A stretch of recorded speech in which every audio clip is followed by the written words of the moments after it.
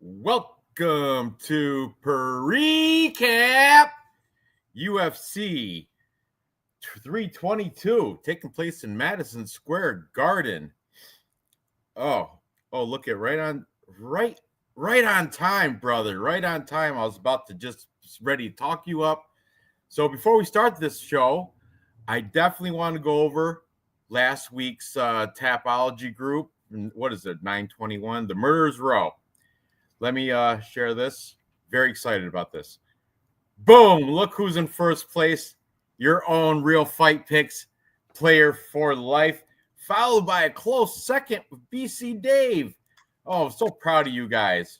Sure, Kiwi, so proud. So proud. And I did all right. I came in sixth. I'm impressed that all three of us are up there in the top 10. Very good. Also, nice showing from Dirty Reg, too. So, yeah, very good player for life. Very good, Real Fight Picks. You know what, guys? Keep your heads up. I'm competing against the rest of the world, to be honest with you. I got. What did you get worldwide? You did good worldwide, too. What? You right? know, What? 31. 31st. 31st in the world. Yeah, in the whole world. I noticed nobody in the world got a perfect card. No, fuck no. Is that crazy? I think somebody get all 12 fights picked, right? But no, not a soul. No one in the entire world. Crazy. You ready for tonight's? This is the best card of the year, hands down. Are you ready? I'm ready. Dave, hopefully, he said his senior parents their party should be winding down about now, so hopefully he'll come on. He's got the thing. So anyway, let's get into this. All right, so let me get out of here. And were you able to watch the face-offs and all that? Not all of the ceremonials. I watched the weigh-ins, real weigh-ins. Damn, yeah. I guess I'm gonna have to share them. I watched the first couple fights, and I got distracted. So I got to see who was it at first. Was it Malcolm Wellmaker and Ethan Ewing, I believe? I'm gonna open it up. And no, it's not. It's Slava Claus. Oh, it is that I didn't see them walk out. They did walk out, but you know what? It's not in order. We're gonna go real quick in the order. I think they walk out like second or third. I did see them walk out though, so because I did watch the face-offs earlier. So I don't want to have to keep jumping back and forth. So let's just go the order that they walk out. All right. So the first fight we got coming up is going to be, oh man, my bad. I believe it's going to be Slavoklaus Vorshev, what's his name? Vyacheslav Vorshev taking on Matthias Camillo. Okay, I apologize. See, I'm not as good as Dave. He had all this stuff geared up on his 4 TV screens. I got 2 screens. This is not my my office. This is my downstairs office. I'm not allowed to mix work and pleasure. So the first fight we have is going to be, like I said, I'm going in the order of the thing. So Vyacheslav Borshev versus Matthias Camillo. Okay. And Matthias Camillo is the first one coming out. Share this tab. Okay. And he has a record of 9-3. He's the younger fighter here by the Jaguar, Matthias Camillo Jaguar. He's 24, like an old man with his corny Slava Claus looking guy. I mean, oh, really? They got to do an ad? Sorry, guys. Everyone's trying to monetize on this shit. But as you can see, Slava Claus does look like he doesn't look like even a casual putting these guys face to face is not going to pick Slava Claus to beat this young 25-year-old that's much more athletic. What Slava Claus has going for him is that he is a fantastic kickboxer. He's a striking coach over at Alpha Male, what used to be. But you know what he doesn't have going for him? Ground game. He has zero wrestling. He can't defend any takedowns. He can't initiate a takedown. He was starting to get a little bit better on takedown defense because the Alpha Male, but he never really turned that corner. He could never I've never seen an improvement. That's his. If you want to beat this guy, the way is through the ground, and that's pretty much what Matthias Camillo is going to do. Now let's look recently at these guys. So Camillo is coming off a loss to Gabe Green where he got submitted. But you know who's not going to submit him? Vyacheslav Borshev, because he does not know how. I don't think he's ever had a submission. He does have like combat sambo, master of sport stuff. But look, 0 submission wins from the homeboy, from Slava Claus, homeboy. He's not, 0 submission wins. He does with 6 KOs. He's durable as hell. He's never been knocked out. He's been submitted a couple times, and he loses a lot by decision. But Camillo here, we'll take a look at him. He's flawless in his last. Well, this is his second fight of. He's flawless except for this fight to Gabe Green. Let's see his history. I'm going to be honest, I don't know much about this guy, except for he's a young, active Brazilian, well-rounded, I'm assuming. RFP, do you have any insight on this as I pull it up? Yeah. So did you do any research?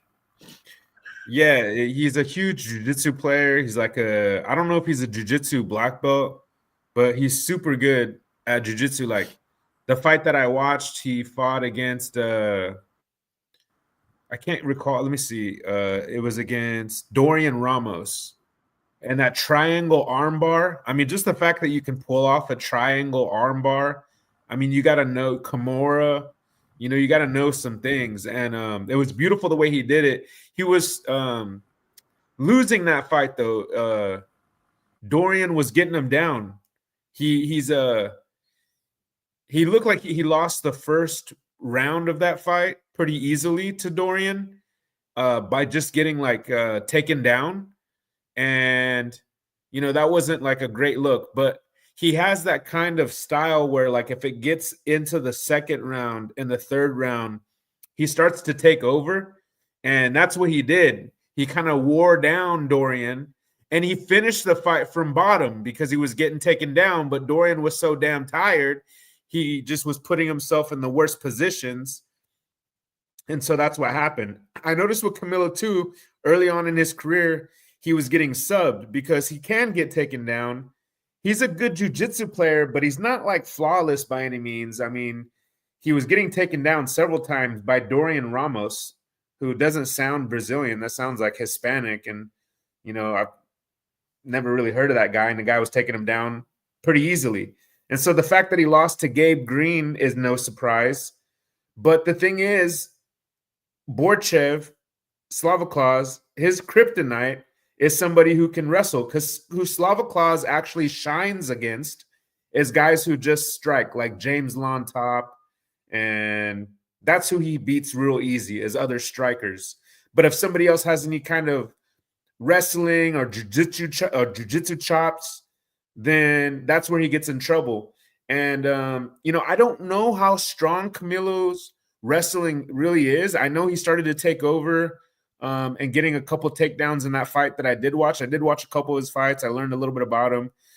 His striking is actually not that bad. It's actually really good. He's really slick. He's not going to out-volume you, but he's going to touch you. And so enough to where he can use his jiu-jitsu. Here's my play with this fight. I'm going to play Camilo by sub, because Camilo does not win a decision here, and he does not win a knockout. He's not going to get a knockout here. His only path to victory, in my opinion, and I'm the Tapology I'm proud, by the way, to be your champ. I'm proud to be your champ. I am the Tapology champ. I'm going to tell you how this fight's going to end, and it's Camilo by sub. Otherwise, I have Borshchev every other way, but I am playing Camilo by sub in Tapology as your champion, and I'm very proud to represent you guys. And yeah, I got Camilo by sub. However, it's not confident. I could see Borshchev knocking Camilo out. I mean, that first UFC showing was not good. So I get what MMA Jesus is saying. He could be a fraud because he already kind of got fraud checked by Gabe Green. The thing is, Gabe Green's a totally different fighter than Borshchev. He's a more well-rounded. He's also a jiu-jitsu player, but mixes it up well with the striking. Borshchev's just too one-dimensional for me. But if he can stop the takedowns, I mean, he's really going to probably knock out Camilo. So either you play Borshchev by knockout or Camilo by sub. They both play in the above plus 300s. But I'm going to go ahead and I'm actually going to put a little scratch off on Camilo by sub because I think Borshchev if this fight gets out of round 1, it's going to lean more towards Camilo. Borshchev looked the worst on the scales today, but I still don't put too much stock into that either. My pick is going to be, and this is tough, man. I'm going to pick Camilo by sub. But if Borshchev comes out and starches him in the first round, I'm not surprised.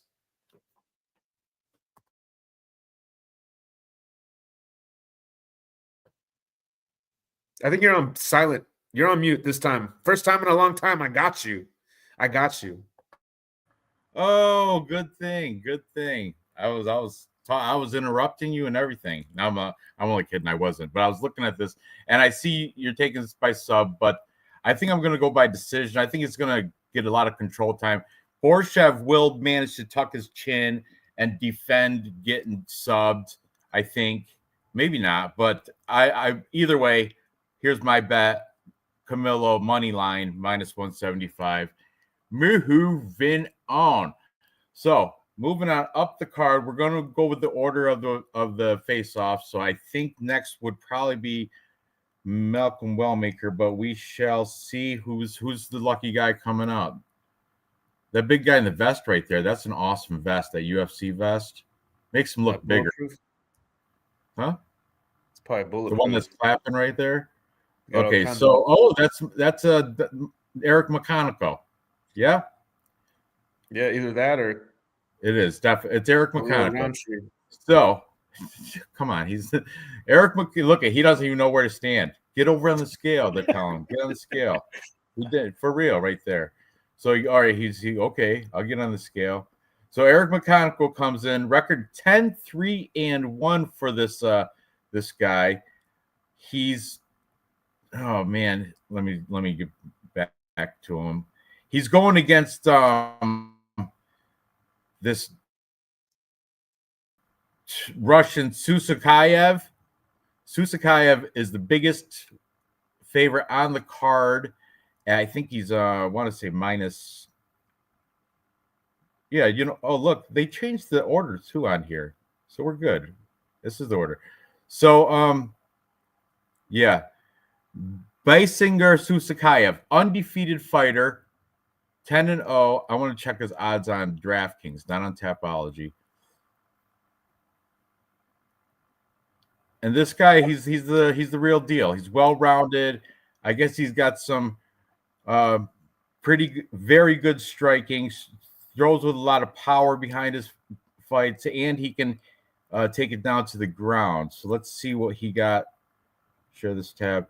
So look, minus 1,050. Oh, that's so disgusting for Baisinger Susakayev. Eric McConaughey comes back at plus 675. I just want to see real quick if you can get any type of, even on props, plus money. Oh, you sure can. So look, they got him to win by knockout. Like I said, hell of a striker. If you do think some way he'll get a submission, he's at plus 500, or decision plus 600. Anything with Eric McConaughey, even getting close to a win, is plus money. Look, Eric McConaughey plus 7.5 points is still plus 350. That means just don't get finished, and you win that money. But that's a tough ask because, yeah, I don't think that's going to happen between Susakayev and McConaughey. But for shits and giggles, since I'm not a stats guy, we will look at their past records here. So Susakayev, he is making his second fight in the UFC. He had he started out through ACA, came up. I don't know what that one is. I better check it out. I want to see if he's going against Cans or what. 10-0. Is he warranted? It's probably not going to be hard to. Okay, so he's going against pretty much Cans up until he was in like ACA Young Eagles. There's nobody of name, but he was doing everybody right in the first round, getting rid of them. Then he came in, had his UFC debut against Eric Nolan, which is good. Rear naked choked him, and now he's got Eric McConaughey 10-3-1. McConaughey, the American fighter out of MMA Lab, which is good. He came in and he had the nice upset split decision win against Cody Brundage. That was supposed to be Cody Brundage was supposed to be fed Eric McConaughey, I think, to build him up. Isn't it like Eric McConaughey was somebody's buddy? Like he came in on that card with somebody else from MMA Lab on that UFC fight night. This one, his UFC debut against Nursultan Ruzaboyev, that was embarrassing. The 30 seconds round 2 finish. Before that, he was on Tough Enough. Jerome Hatch, that's a decent win, actually. He's a veteran, 28-20. Tyler Ray, 10-4. Maki Pitolo, Coconut Bombs, beat Coconut Bombs. Maki Pitolo, 15-10 guy. The thing is, Eric McConaughey, say what you will, his resume is way better than Susakayev. However, I can't go with Eric McConaughey here. I'm staying away from this fight on a betting standpoint, but if anything, it might be worth just a scratch off. Oh, his profile's not available. Might be worth a scratch off on McConaughey because Susakayev hasn't really warranted his massive line. What do you think about this card or about this fight? Real Fight Picks. I mean, this is pretty easy. I mean, it's I don't even know his name. How do I say Susakayev? Susakayev. Yeah. It's that guy. The thing is like he did take a couple rounds. He didn't finish Nolan in the first round. It took round 2, and I think that was a short. Like it was a quick turnaround. I want to say like it was 2 weeks after his Dana White Contender Series fight, and so that was kind of impressive. And so here he is again. I liked it. I don't remember who it was. Maybe it was Eric Nolan, I think. And they had to be at the press conference, and Eric Nolan said something to the effect like, he ain't Khamzat, so he's not scared of him. And Khamzat was right there at that press conference, and Khamzat has been training with Susakayev. He was training with them at that point. And Khamzat didn't go ahead. Khamzat said to Nolan, like, hey, brother, he's better than me. And I don't think he would say that because Khamzat, they're not the type to just say shit. And so I think Khamzat really believes this dude right here is better than him skill-wise. And let me ask you, didn't Eric Nolan rock him round 1? Like, didn't round 1, I think that went to Eric Nolan. He just happened to come back round 2 and get the rear naked choke. But he was losing that fight until he got the submission. I shit you not. I'm pretty sure if I remember correctly, memory serves me right, Eric Nolan had him, like was up on the scorecards going before he got submitted. I just throwing that out there. So tell you what, brother, I'm not putting all minus 1,000 on this fucking guy, Susakayev. I just think he's gonna beat the shit out of McConaughey because McConaughey went in there and he. It's not getting rocked is one thing, but McConaughey went in and fought Cody Brundage, and I want to say, let me look real quick. When he fought Brundage, he won with all of 26 strikes, no takedowns, no knockdowns, no sub attempts, 26 strikes. That's what he did. Cool. No, let's see how much control time. He had 3 minutes of control time.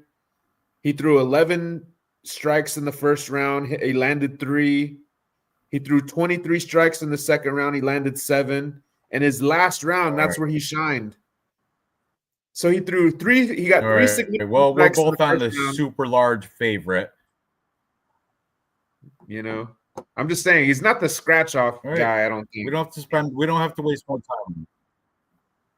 Well, I mean, hey, listen, I'm definitely not putting on Susakayev. He hasn't. I'm glad we broke it down though, because we skipped Jacqueline Amorim, and Mizuki took care of her, and we were cocky with Amorim, and look what happened. So, yeah, look what happened. What's going to happen tomorrow? I don't know. I'm rooting for McConaughey just to mess up everybody else's parlays, but I'm not putting Susakayev into nothing except for he will be my Tapology pick. Moving on. Up the card. Next, we have Angela Hill taking on Fatima Klein. Let me share the screen here, or let's continue with it. I'm pretty sure that'll be who's coming out next. Fatima Klein, if you guys didn't know, is training partner with Aaron Blanchfield, who is also on this card, which will be that's an interesting parlay if you want to go with that team. Do a team parlay. There's Fatima Klein right there. And she will be, she's 25 years old. What is Angela Hill? What is she, 40, I think? I'll pull it up, but, oh, shit. No, come on. I do believe Angela's 40 years old, and Fatima's like 25. So I'm going to verify. What's that? Black don't crack. There's Angela Hill. I know, but still, it still gets old and beat up. And but Angela Hill's never been knocked out. I'm just throwing that out there too. But she hardly wins split decisions either. I don't think she's ever won any of those either. It's either unanimous or nothing. Let me stop this at the face-offs and she kissed her. Okay. So, no. You see how they size? It looked like Angela Hill just took a bite of a shit sandwich with extra butter right there. But that's just game face. You know, they're really right after this. Oh, smiles, all smiles. This is just for the photo. Look, watch. And, see, I'm just playing with you, girl. Come on. That's it. She's been out there. How many fights Angela Hill got? A ton of them. Like, I don't know, 30-something, right? She's got so many fights. But so that's just part of, you have to make that face. Now, Fatima Klein, on the other hand, she's trying to make her way. She's, 25 years old, 40. Angela Hill's over the hill, Angela Hill, 40 years old. I think this is where she's going to probably she'll just leave her mitts right in the cage after she's done with getting beat up by this one. But I'm all over Fatima Klein. Angela Hill back in her prime. Oh yeah, that would have been a great fight. But this one should be pretty fair. I mean, fairly easy, unanimous decision for the Archangel Fatima Klein. So what do you think about this fight? You gonna go with your girl, Angela? Was it two chicks, one mic or something? 2 straws, 1 cup. 2 straws, 1 cup. That's right. That's her and what's her name? The Penne, Jessica Penne, right? Love that. Jessica. All right, go ahead. Give your breakdown. I'm on Fatima Klein. All about it. Yeah, she took a break. They took a break from the podcast so Angela could focus on the UFC. And I feel like she did that backwards almost, because she should have retired from the UFC and kind of kept going with the podcast. But when she was 39, she got like a new contract, a new 6-fight contract, which I think she's fought 2 of them, so she has 4 left. She has a bunch of fights left in her contract, which is crazy. But yeah, she called for Yasmin Lucindo like on her podcast, saying like that's the one that she wants. She got what she wanted and she lost. And that's where I came, because I was on the Angela Hill train when she got a sub. She subbed somebody. Who was that? Ketlin? No, that was a split decision. She won against Ketlin Souza. Who she subbed? Luana Pinheiro. And I just seeing Angela Hill sub somebody in the UFC. Not that Luana is like amazing or anything like that. And she beat Denise Gomes, and that was a good win. And that's, I think, the last of where Angela was good, because Yasmin, that kind of left me like underwhelmed big time. And maybe she has lost a step, because that fight against Denise Gomes was 2 years ago, and there's a huge difference sometimes between 38 and 40, 40 and 42. And so I think I did see Angela lose a step. So not to talk too much about a minus 550 favorite and a plus 390 underdog, but I'll go with Fatima Klein. I know she's all the new hotness, and knocking people out too. And Melissa Martinez, who's a pretty good striker. But Angela Hill, it's funny how she's outstriking these amazing strikers like Nisi Gomes. But yeah, she should go back to podcasting, but she wants to make that money. I don't blame her. So let her get as much fights as she wants. She loves the game. I don't see her retiring, to be honest with you. But she needs to. Yeah, I hear you. All right. Well, we'll move on. By the way, Angela Hill is plus 390 if you're feeling like she still has one left in her. And you can't take Fatima Klein at minus 520. That's ridiculous. If you could prop it out and get some decent lines, but I'm going to just stay away from this female fight. But my pick on Tapology, Fatima Klein, as well as yours, I met. So both of us are on the same side there. And so,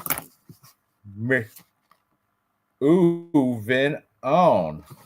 Next up the card, we've got the featherweight fight between Chepe Mariscal. Am I right, or am I jumping ahead? Yeah, Chepe Mariscal and Pat Sabatini. I hope. We'll see after this.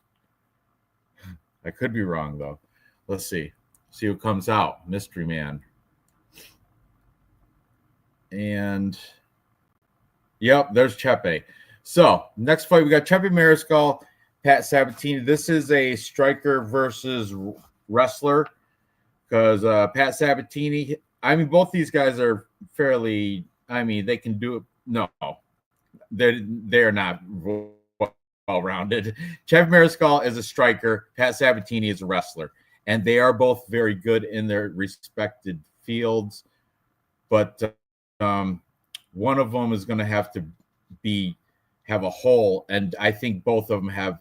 Pat Sabatini's got the hole in his game. He can his stand-up is less than who is that? Is that his girl? She's a biggin. But his stand-up is lacking. Oh, he's kind of like opposite Vyacheslav Vorshev. He's like his wrestling and ground game is dominant. He's phenomenal, top tier. But stand up, I've seen him running away. He's a smart fighter, but he knows where he's lacking. That's why he's going to try to get it to the ground. Chepe Mariscal, though, is not really easy to get down, and when it stays standing up, Chepe Mariscal is going to come with force, and he can power through, and that's why I'm taking Chepe for the upset. I do believe. Let's see the odds. Oh, it's near even. Let's see the odds on DraftKings, yeah. Because okay. Oh, minus 118 for Pat Sabatini, minus 102 for Chepe Mariscal. So I took him earlier in the week at plus a little bit plus money. I think it was like plus 110. So, so I guess money's been coming in, moving these lines a little bit. Pat Sabatini is still the favorite, but I'm gonna go with the dog money here. Well, he's not dog money, but I'm gonna go with the underdog here in Chepe Mariscal. I think he's gonna. I think he's gonna put him out too. I don't think it's gonna go decision. Pat Sabatini's sneaky though. He's a slithering, sneaky snake. I saw him fight Pat Connolly, and he won the first 2 rounds and just ran the 3rd round. Just played that mouse game. He was like, just stay away. I already got this by points. I hated that. So hopefully Chepe knock his ass out. What do you think on this one, Real Fight Picks?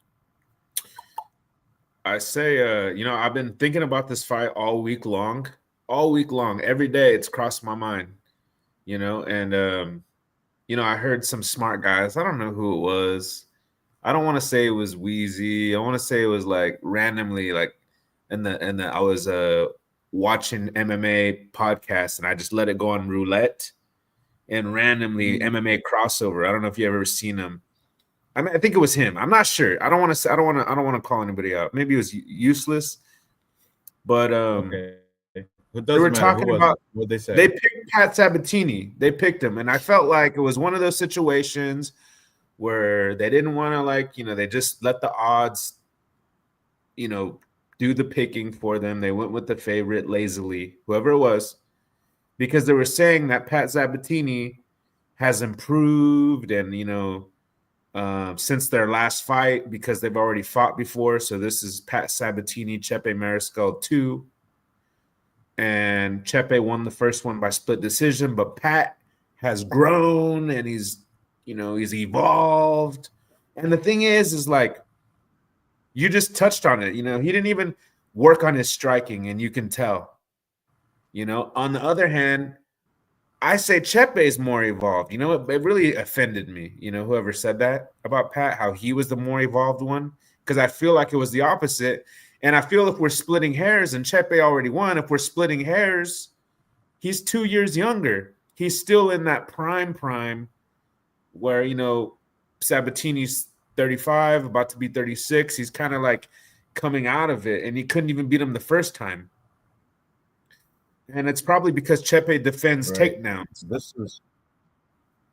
So honestly, I'm exactly right, because this one's still scary. Super excited, bro. Right there. There's no way, I mean, unless Pat Sabatini's, jiu-jitsu has evolved. But I mean, hasn't Chepe's? Because I seen Chepe in there with a couple grapplers. I mean, I don't think this is Chepe's first grappler. I kind of want to see. I think there was one where he was supposed to lose, Chepe was, and he kind of surprised everybody. He's been the underdog before, and a bigger underdog, and he's won. And I want to see just real quick. I got it right here. Who I'm thinking of. Was it Damon Jackson? I want to say it was, because Damon Jackson is like a black belt, right, in jiu-jitsu? Yes, he is. That's what fight impressed me. I'm just going through. That's John Wood? Well, he must be a syndicate, because that's right there. That guy with the camouflage. That's John Wood right there. I'm trying to find another dog to parlay Chepe with. I like Chepe in this fight.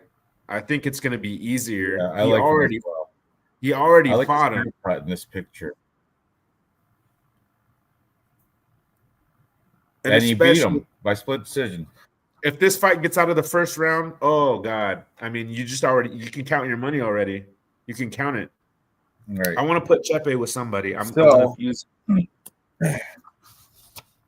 So Pat Sabatini's minus 118, Chepe minus 102, and we're both on the dog here with Chepe Mariscal, and I think he can make our 3-leg. So put Ranj and might as well, because I'm going to use him in a parlay.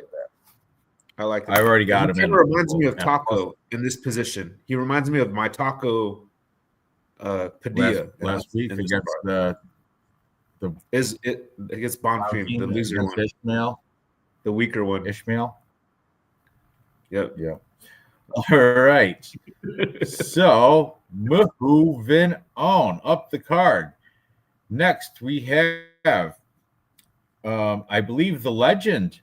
I believe this might be his last fight, but he will be sorely missed. Gerald Mearshart. Let me just make sure it's the next fight. I'll probably go through another commercial again. My bad.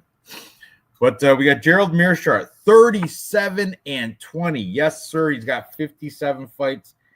He's taking on Kyle Dawkins. You guys remember Kyle Dawkins, brother of Chris sorry. We got, where did this come from? Why am I so far up the screen? All right, Angela Hill. My bad. Pat Sabatini. So it's got to be like right here,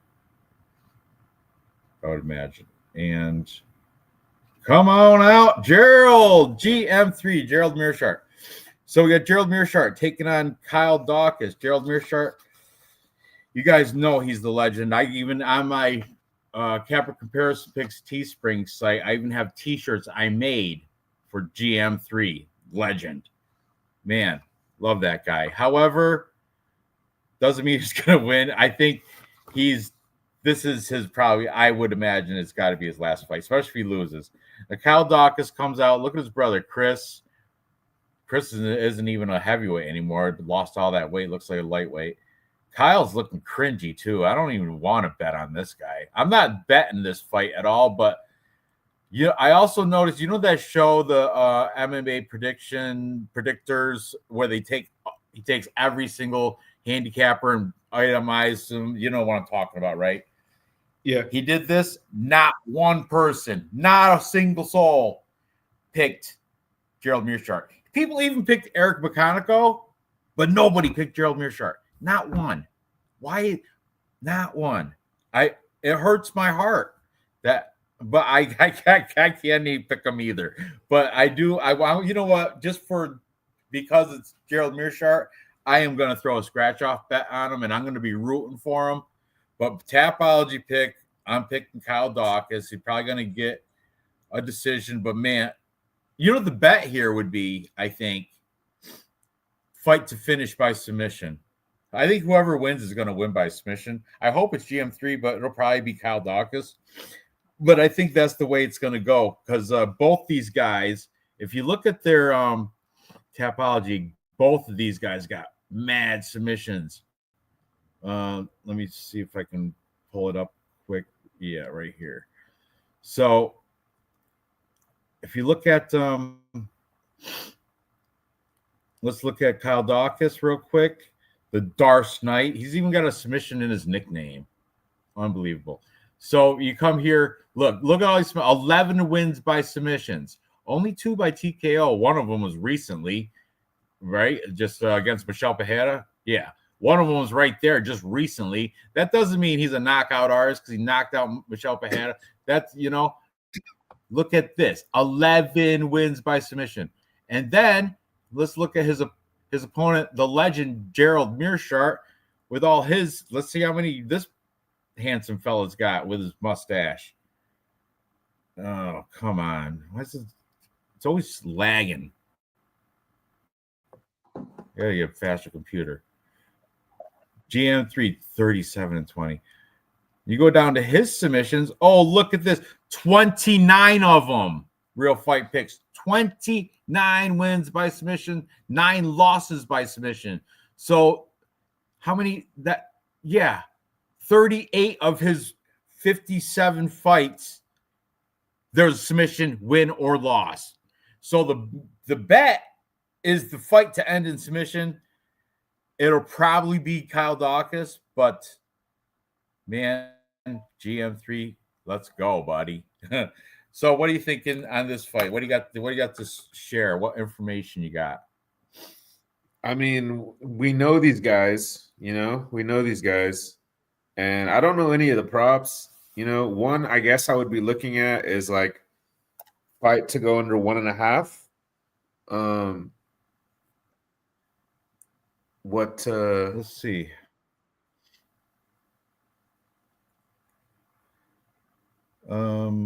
There's got to be plus money. Exact exact method of victory submission plus 200, and that's like either person. Yeah. Either person plus 200. Under 1.5 is plus money though. What? Oh, the under 1.5. Yeah, it's right there. Under 1.5 is plus 120. Plus 120. I kind of like that. Hey, I like that too.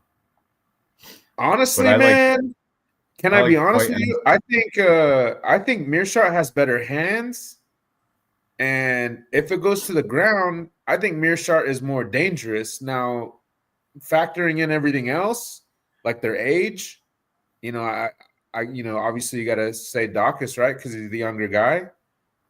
But this as a scratch off, I like much better than McConaughey, but I don't think the odds are as nice.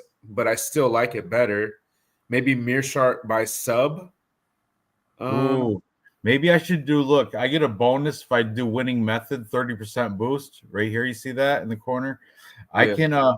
Maybe I should take Mearshart by sub and boost it 30%. What's the max bet? Max wager $20 max wager 30%. Yeah, because what's his name's a black belt, right? Dawkins. I think if he's not a black belt, he's a heavy jiu-jitsu guy. He wants to use his submissions. He wants to use, and that's the best breakdown is DFS Brady, DFS by the numbers. I love how he breaks it down because I still can't wrap my mind around how this black belt, this jiu-jitsu guy, Dawkins, beat Michel Pereira by striking, knocking him out. Like, how does that happen? I couldn't see that coming. I think that messed up all my shit for DraftKings, and I feel like this one will. If I take Gerald Mearshart with the bonus by sub, $20 will win me $228. I don't got the nuts. I don't have the ball. I don't got do five. Maybe when I'm gonna make one. Because to do this. You have to do a method of victory to get this bonus. A method of victory bet just on one. That might be it. I'm gonna wait till the end before I figure out. But because Mearshart has this weird cardio thing, you know what I mean? He pulls those guillotines out from his back pocket like it's like a switchblade, quick. And there was one point in time where I think if you make this fight, I'm just thinking I would pick Mearshart. Not the only thing that stops me right now is his age. Yeah. And he's been beat up a lot. He's, got to be hurting, injured somewhere. No, it's just I don't like Kyle Dawkins. I'm not a fan of him. I never bought it. You know what I mean? And it's just it makes it more suspicious with the whole UFC betting thing. I mean, Brady read my mind when he covered this fight, talking about how I still can't wrap my mind. But if he's that guy, if he's that guy who knocked out and he's improved somehow, and he's the real deal now because he knocked out Michel Pereira. I think Michel Pereira's not. He's old too. What was he? 40? He was 42, wasn't he? I don't know. He's up there too. Let's see. I'm gonna go with Dawkins and Tapology. I'm going with Dawkins. Yeah, I just don't and see this. This is Mearshart's past. He's coming off 3 losses. That's why I think this one's going to be the one where he's going to thank you UFC for all you've done for me. It's gonna make me cry probably. Not really, but it's gonna be a sad day if I think he's about due. 1, 2, 3, 4th loss. I think your time as gatekeeper is done. Renier DeRitter, Brad Tavares, Michael Olszewski. Yeah. Dominance, too. Submitted, unanimous decision. He lost the most 3 dominant and knocked out. Unfortunate, but everybody time comes, right? So what's your final Tapology pick? Is it Dawkins? 100%. Yeah, me too. Bump, bump, bump. Moving on. Next, back to the girls. And this is the premier girl fight. Well, no, it's not. This is not even the best girl fight on the card, but it is a good girl fight. It is the next very good girl fight. Next, we have Erin Blanchfield taking on Tracy Cortez. This is going to be. It's not going to be action packed because I foresee somewhat of a ground match, like a little wrestling match here, because that's feeding to their strengths. That is not. There's your boy. That's your boy. Never mind. We'll get back to that. We have Malcolm Wellmaker taking on Ethan Ewing. And here comes Ethan Ewing. My bad. This is where I jumped around because it didn't go with my sheet. I think Ethan Ewing, is he filling in for yes, he is, for Cody Haddon. Was that it? Yep. Yeah. All right. So here we got Ethan Ewing, which I don't know this guy from nobody. I'm going to have to pull up his Tapology. I really, the 8-2 guy. How short notice is he? Like a week? 2 days only. 2 days. He's got plenty of time. 2 days. That's ridiculous. And here comes Malcolm Wellmaker. Of course, they're going to cheer him. He's got plenty of time. Malcolm Wellmaker, undefeated Malcolm Wellmaker, going to yeah. What is going on with UFC in this? They couldn't get a name, like known name. Said to get Ethan Ewing. Ethan that spells his name weird too. Okay, so Malcolm Wellmaker, according to Tapology, is plus or minus 550 heavy favorite against Ethan Ewing. Comes back at plus 400. Yeah, they're setting this kid to lamb to slaughter. Share this tab. Okay, so let's look at these guys. Age-wise, he's got Ethan there. He's 27, a little bit of an advantage. Wellmaker comes back 31 years old. But Wellmaker's got the height and the reach advantage, as you can see here. Oh, the Tapology, and as they should, 97% of the Tapology community is taking Wellmaker. Ewing, yeah, I don't know nothing about this guy. We're gonna have to check him out. Ethan Ewing, my bad. I should have been more prepared for this stupid fight here. But it is what it is. Ooh, I like that karate stance there. See a karate fighter? I have no idea. He's out of CSW Training Center. That's in California. And you know what? Real Fight Picks, that's over by you. What city is it? He's from Uriah Faber's shit. Anaheim Hills.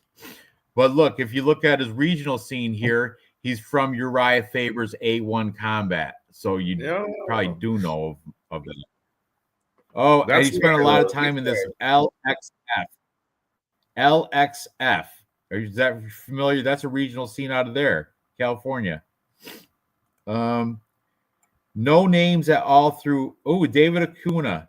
That's in his amateurs. Manuel Flores. He's got some people I've heard of in the amateurs. Nobody as a pro that sticks out really.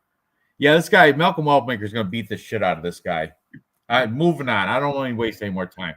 Real Fight Picks, unless you shed some new information, just lock it in Malcolm Wellmaker. He just happened to pick up the phone. I don't know. They were desperate, I think. Well, who knows? Well, maybe he'll come out. He fought a week ago, which makes it worse, right? Yeah, for sure it makes it worse. And who do you fight? Because mentally, like, he let his guard down. You know what I mean? Like, you're not ready to go back in there again. Like, oh, it was in November 7th against Billy Brand in Uriah Faber's A1 Combat. He did knock him out in round 1 though, so it's not like he really, he probably flawless victory. I don't know. But then they're fighting like at featherweight now. And they're both bantamweights, right? So I just want to point that out, and that's it. That's all. Oh, look at the guy that he fought. Look at this poor kid. He looks like he's 14 years old. Looks like he's scared. Looks like he just got out of church. Billy Brand. This is the guy that Ethan Ewing just beat up from this sport. His nickname is Song Thok. What I mean, I think this kid would have trouble in high school in the locker rooms and stuff. Team alpha male, go figure. 29. Oh man. Yeah, I'm not impressed with Ethan. Yeah. Dump all your money on Malcolm Wellmaker. What are the odds? 550. I mean, yeah, you can't. It should be more. You it can't should be even, wider. I mean, they're not going right. to risk putting a minus fucking... 455. It went down a little bit. Minus 455 for Malcolm Wellmaker right here, and plus 350 for Ethan Ewing. You know why it's plus 350? Because he's unknown. You don't know this guy could be the next. Who knows? We're just looking at him because he's unknown. You know what, bro? That Danny Barlow, right hand to God. That's a shitty nickname for somebody like him. Left-handed God. I think it's left-handed. Oh, okay. I was gonna say, because what's his name's right hand? Wellmakers. He's got a right hand to God. He should have that. That's what I was gonna say. He should have that nickname. Oh yeah. So Wellmaker is a natural. I mean, they're bantamweights, right? That's just. I wanted to know that for the future. But they're fighting at 45. They're fighting at featherweight, but I do believe they are. Yeah, bantamweights. Yeah, they are. Just checking. Mm-hmm. I mean, Sean O'Malley versus Wellmaker one day. That's gonna be badass, bro. If he can do it. Oh, I'm looking at Billy Brand still. Unimpressed from Ewing. I am impressed with his stance right there in this picture, the Tapology picture. That's pretty freaking cool. That's awesome. Yeah. But otherwise, he's going to get his ass beat. Hopefully not. Maybe. Want to check out his Instagram quick? Yes. Take a quick peek. Might as well. We got a little time. Yeah. So, taking pictures Professor Finesser. Professor Finesser. Oh, I'm liking this guy a little bit more. He's got that nice wordplay. Welcome to the UFC, Ethan Ewing. Steps up on less than 40 hours notice and makes weight at 145.2. Well, it's not hard when you walk around at 144. Yeah. You know? Oh, look at is this him before the haircut? That's cute. He's got a fresh haircut too for the fight. Look at him before pre-haircut. Looks like a drug addict. He got called up and then Hey, welcome, Dave. What's up, buddy? Yeah, it's short organized. I'm not here yet. I'm not here yet. You guys keep going. Just get a bigger fucking screen. This looks like shit. All right. Keep finger fucking the screen. But anyway, look at 4 days notice with the long hair. This is that you got cleaned up, fresh haircut. Man, I don't know. I just think he's still gonna get knocked out. Still, yeah, he should have got his haircut. Ooh, I don't know. Did you see that? Oh, do it again. If he does that tomorrow? Do it again. It's gonna play. It'll play again. Watch. Poop. Oh, was that against Billy Brand? That was his last fight against that 15-year-old. Well, looks like a 15-year-old kid. Look there. Look right there. He looks like Drew Dober. Tell me he don't. Tell me that don't look like Drew Dober. Huh? Yeah, I see it. Well, it doesn't matter. I'm going against him. So I was to add you, Dave. You just chime in when you're ready. Okay, when you're done finger fucking. I'm kind of rooting for Ewing now after looking at his Instagram. I wouldn't mind if he haircut and everything. I love it.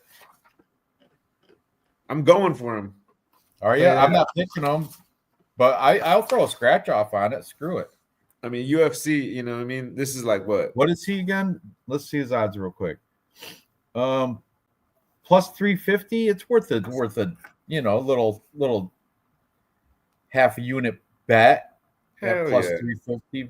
plus 350 half unit bet. That's not enough for me. I mean, short notice, like he let his guard down. You know what I mean? That's kind of like that fight that happened the other day with fresh haircut, though. Can't Waldo deny Cortez Acosta and whatever the other guy who kind of like won, but then he let his guard. That's where that guy's at. He's not ready to fight this Ewing guy. Look at how cringy he looks in that picture. He's got the jawline of our boy I just said. Who's his name? Drew Dober. He's got the jaw of Drew Dober, but he's got the hair of who's that other homo with the long hair? The dude with the. Well, he got a cut. He got the hair cut, so now he's all Drew Dobered. But you know who I'm talking about. There's that other long-haired guy that I can't stand.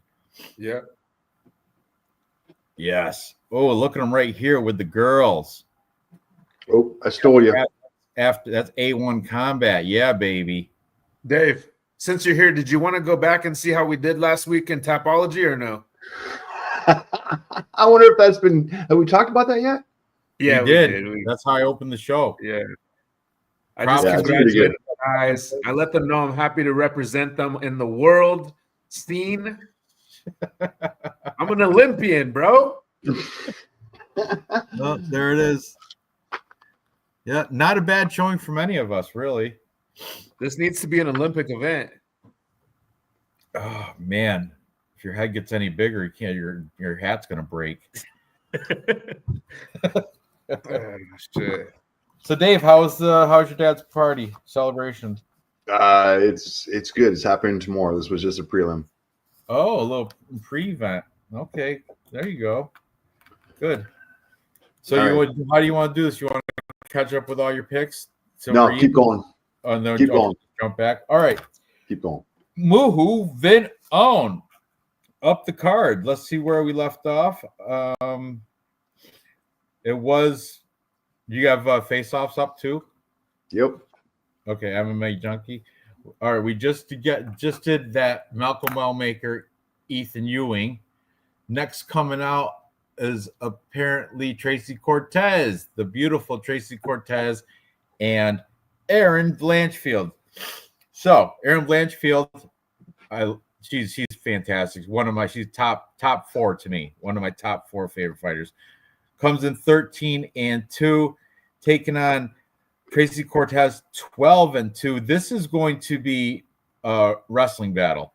And unfortunately for Tracy Cortez, Erin Blanchfield is probably the best grappler at 125 pounds for females. They want to put the OV at the end of her name, like Blanchfieldov, Erin Blanchfieldov. That sounds right. It should be an OV. That's how she wrestles, like a Dagestani boy. And Tracy Cortez, she's too busy getting her eyelashes punched off. And for real, didn't she like lose the eyelash the last time she was in there? And it was so cringy and embarrassing. Yeah. But anyway, I got Blanchfield here. I think her wrestling edges out Cortez's, and that's Cortez's strength would be the wrestling. Stand up, they're about you're a stats guy, but I would say they're probably about even just from going by what I've seen. But Blanchfield will get the decision victory for sure through control time, through top cover like blanket wrestling and cage control. Like she'll have her like against the cage, that cage control, blanket coverage. Yeah, it's going to be a boring, lackluster, but Erin Blanchfield's going to win. Unanimous by wrestling. What do you think of this fight? Real fight picks. A little disclaimer before I go in. I just want to say that I respect all these fighters, even Sadiqris Dumas, even Chelsea Chandler, Okay, where are you getting at? I respect them, all of them, including Tracy Cortez.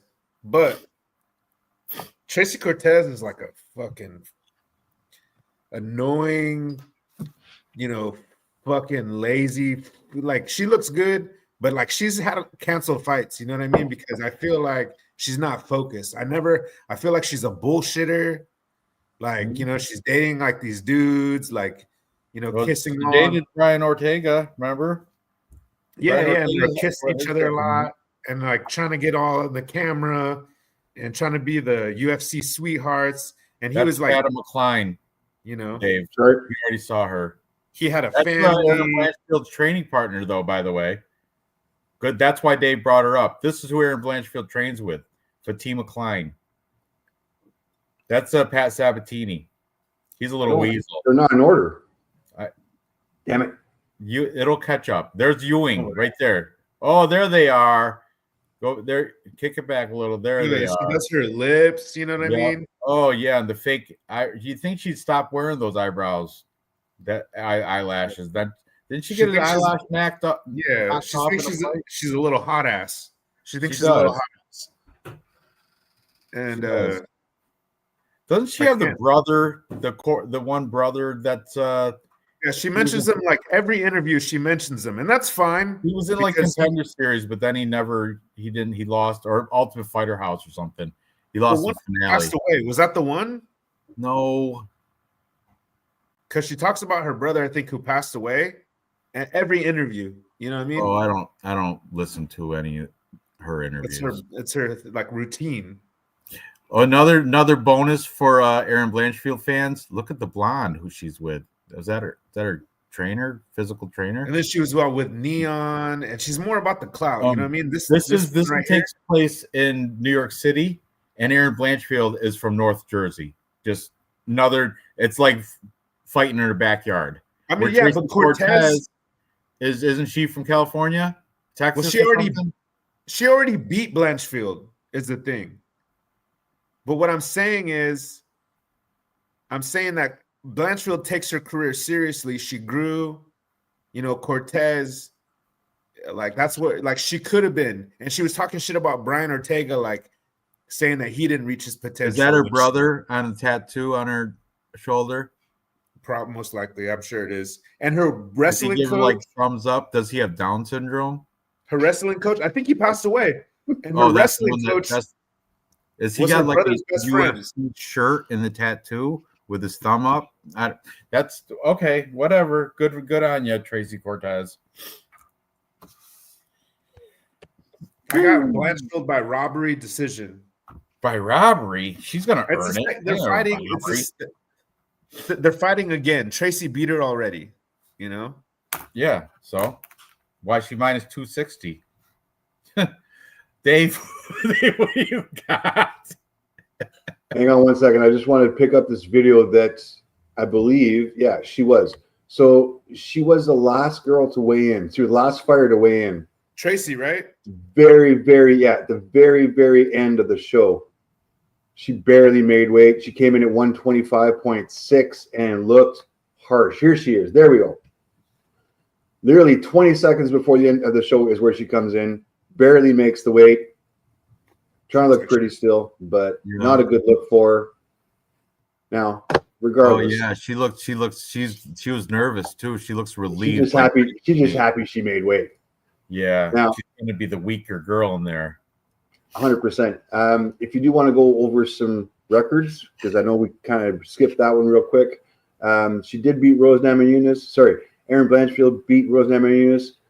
Tracy Cortez did lose to Rose Namajunas. That wasn't very long ago. The only fight that Aaron Blanchfield has lost is against Manuel Fiorio. Yeah, it was a good fight. It was close. And Manuel's striking much for her. Exactly. But Tracy Cortez doesn't have the striking that Manuel does in any way, shape, or form. Aaron Blanchfield is going to dominate this on the ground. I can bring up some stats if you guys really need more convincing. Aaron Blanchfield strike rate per minute 5.24 versus 3.79. On the ground, Tracy Cortez does have the advantage in the numbers, but the quality of opponents is not there. Aaron Blanchfield can take her on the feet. She can take her on the ground. Like I said, the only loss is to Fiorio, striker, whereas Tracy Cortez has beaten Rio, Jasmine Jasvidris, just nobody special. Whereas McCann, Andrade, Santos, Fiorio, and like just the repertoire of opponents is not even comparable. Aaron Blanchfield all day long. Having said that, you're not going to make any money betting this fight. She's at minus 275. Maybe an outside parlay piece if you want to do it. I don't think Aaron's going to be finishing her. I don't think Tracy's going to be finishing her either. So obviously you got to parlay the money line and the over, and that brings you at minus 163. Not a bad deal. But on a girl parlay piece, a little bit hard to put that much money behind it.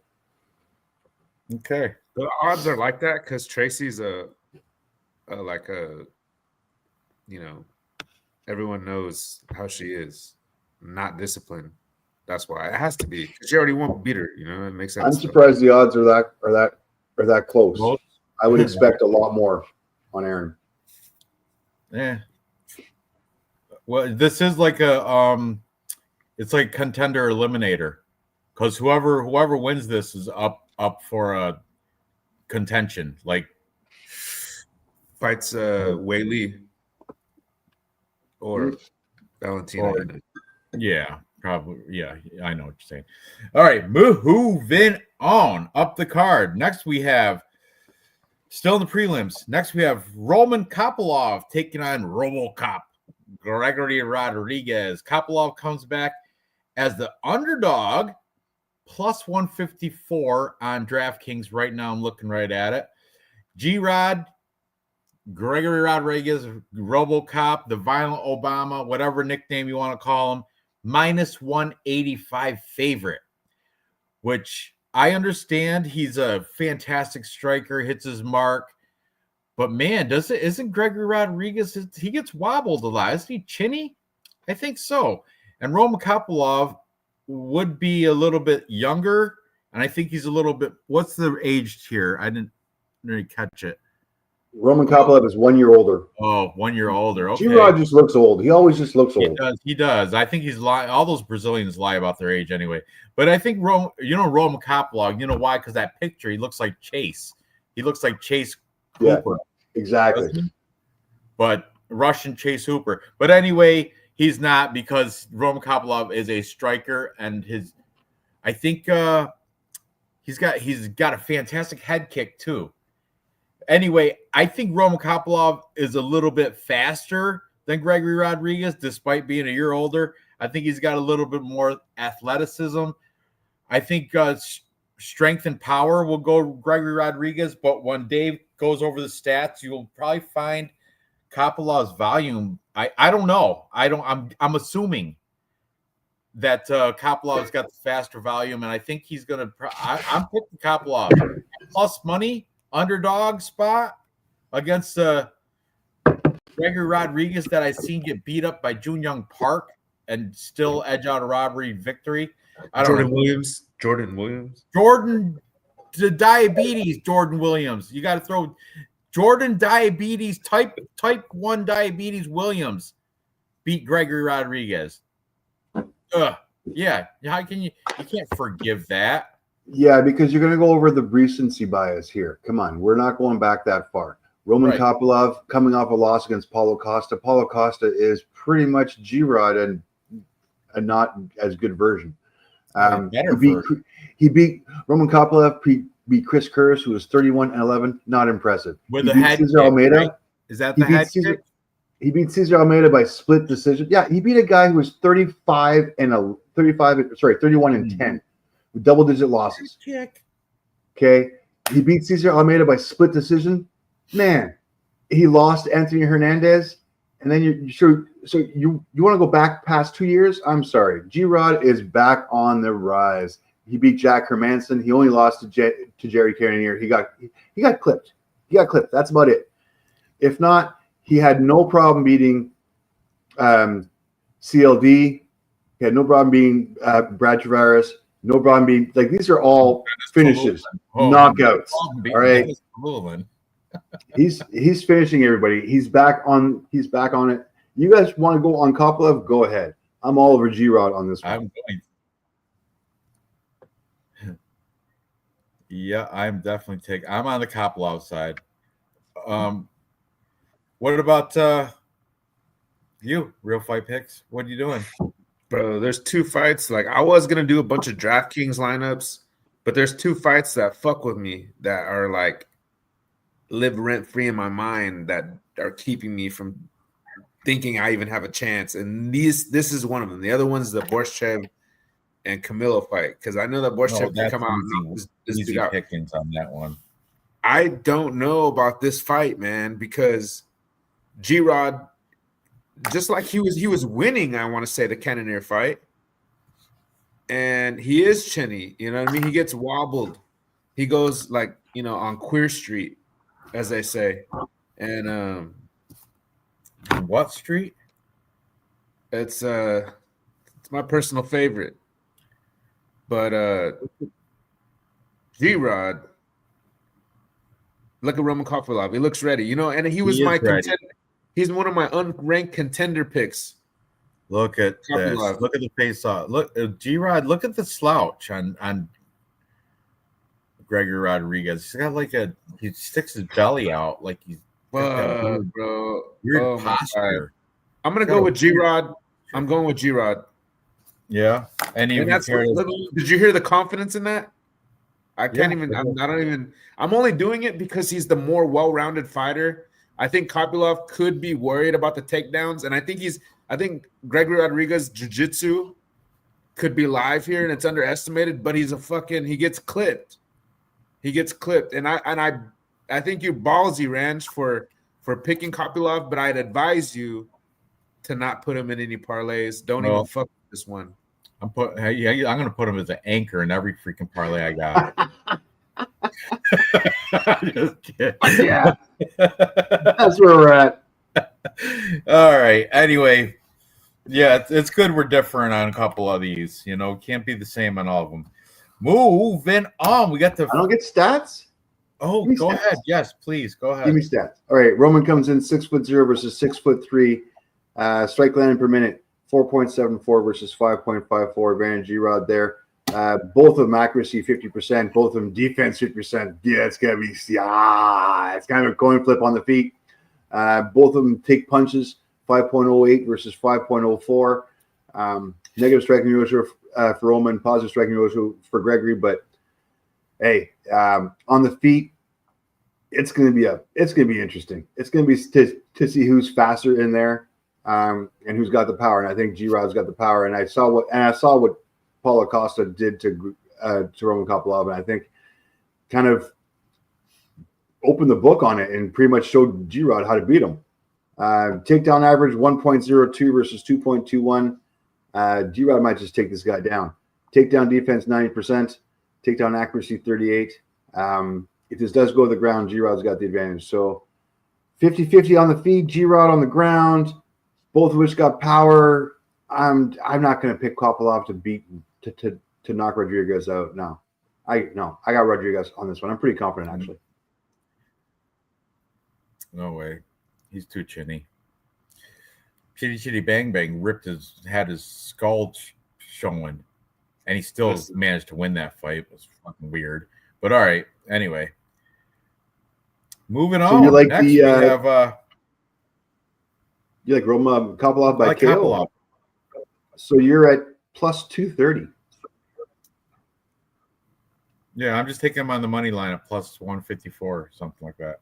Because it's going to go the distance. He might it might go the distance. I don't know. Yeah. Either way, Kopylov's going to his hand raised at the end. Him and his white man pro. Distance for him. Oh yeah. Okay, you ready? Or are you still looking at it? Nope, I'm done. Ooh, see the algorithm? Muay Thai kickboxing shirt. If it's like $12, I'll get it for Real Fight Picks. I'm just kidding. I'm sorry. I keep sending you bunk shirts. Oh, dude, your other one. It's here. I got it. Where is it? It's the fucking sexual assault. Athlete of the UFC shirt. I'll go get it. Has every fucking guy who's done something weird. Yeah, I don't know if that's why. No, it's on UFC Global on it. The UFC Global. It's funny. It does have It's funny because all three of them. Anyway, whatever. Moving on. The feature fight of the prelim card. We have everybody's favorite collegiate wrestler, Bo Nickel, taking on everybody's favorite Brazilian jiu-jitsu black belt hunter, Rodolfo Vieira. Now, people are saying Bo Nickel, fraud checked, Renier de Ridder fraud checked him. People forget, man. He came that week of fight week. He was like 25 pounds on overweight on like Tuesday of fight week. So that means he had to lose within 3 pounds or 3 days. He had to lose literally 25 pounds. That's why he went into that fight on a shitty weight cut, zero energy. I think he got dropped by a gut punch or something, and it was just horrible against that Renier Ritter. Hopefully he learned something, learned to stabilize his diet so he didn't have to suck weight and be completely drained of everything. Dude, from what I've heard, he took that loss personally.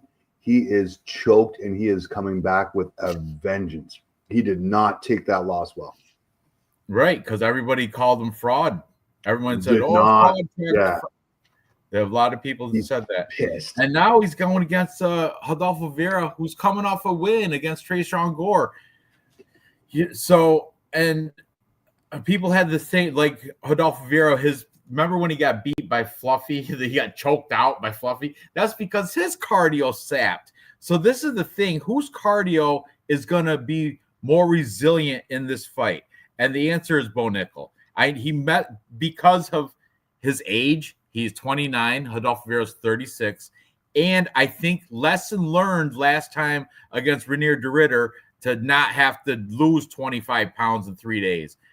There he is right there. I mean, he looks like he's more confident. And yeah, I think you might be onto something with he wants to earn his. And Rodolfo Vieira can't even look him in the eye. Rodolfo's already lost the face-off. He's all weird, like shaved his head and all. I don't know. Rodolfo Vieira, I think, is just doing it for the paycheck. Like, I'll go in there and take another. I don't know. I didn't look at his Instagram or anything, but he fought 4 months ago. Yeah, and he won right? too. He fought 4 months ago and beat Tresean Gore. So he's kind of riding high on it, and it was unanimous decision. But it's Tresean Gore, really? Exactly. Tresean Gore. It's not Bo Nickel. Right. It's not a pissed off Bo Nickel who's motivated in New York. Right, and he's got to in New York, which he's from. He wrestled at Penn State, so he's got to be. This is he's going to have more of a fan base for sure. And he's a big guy. Yes, and look at the slouch on Rodolfo Vieira. Did you see the slouch? Did you see his body language shows a lot, man. He's already bowed down. Let's go. I'm going with Bo Nickel.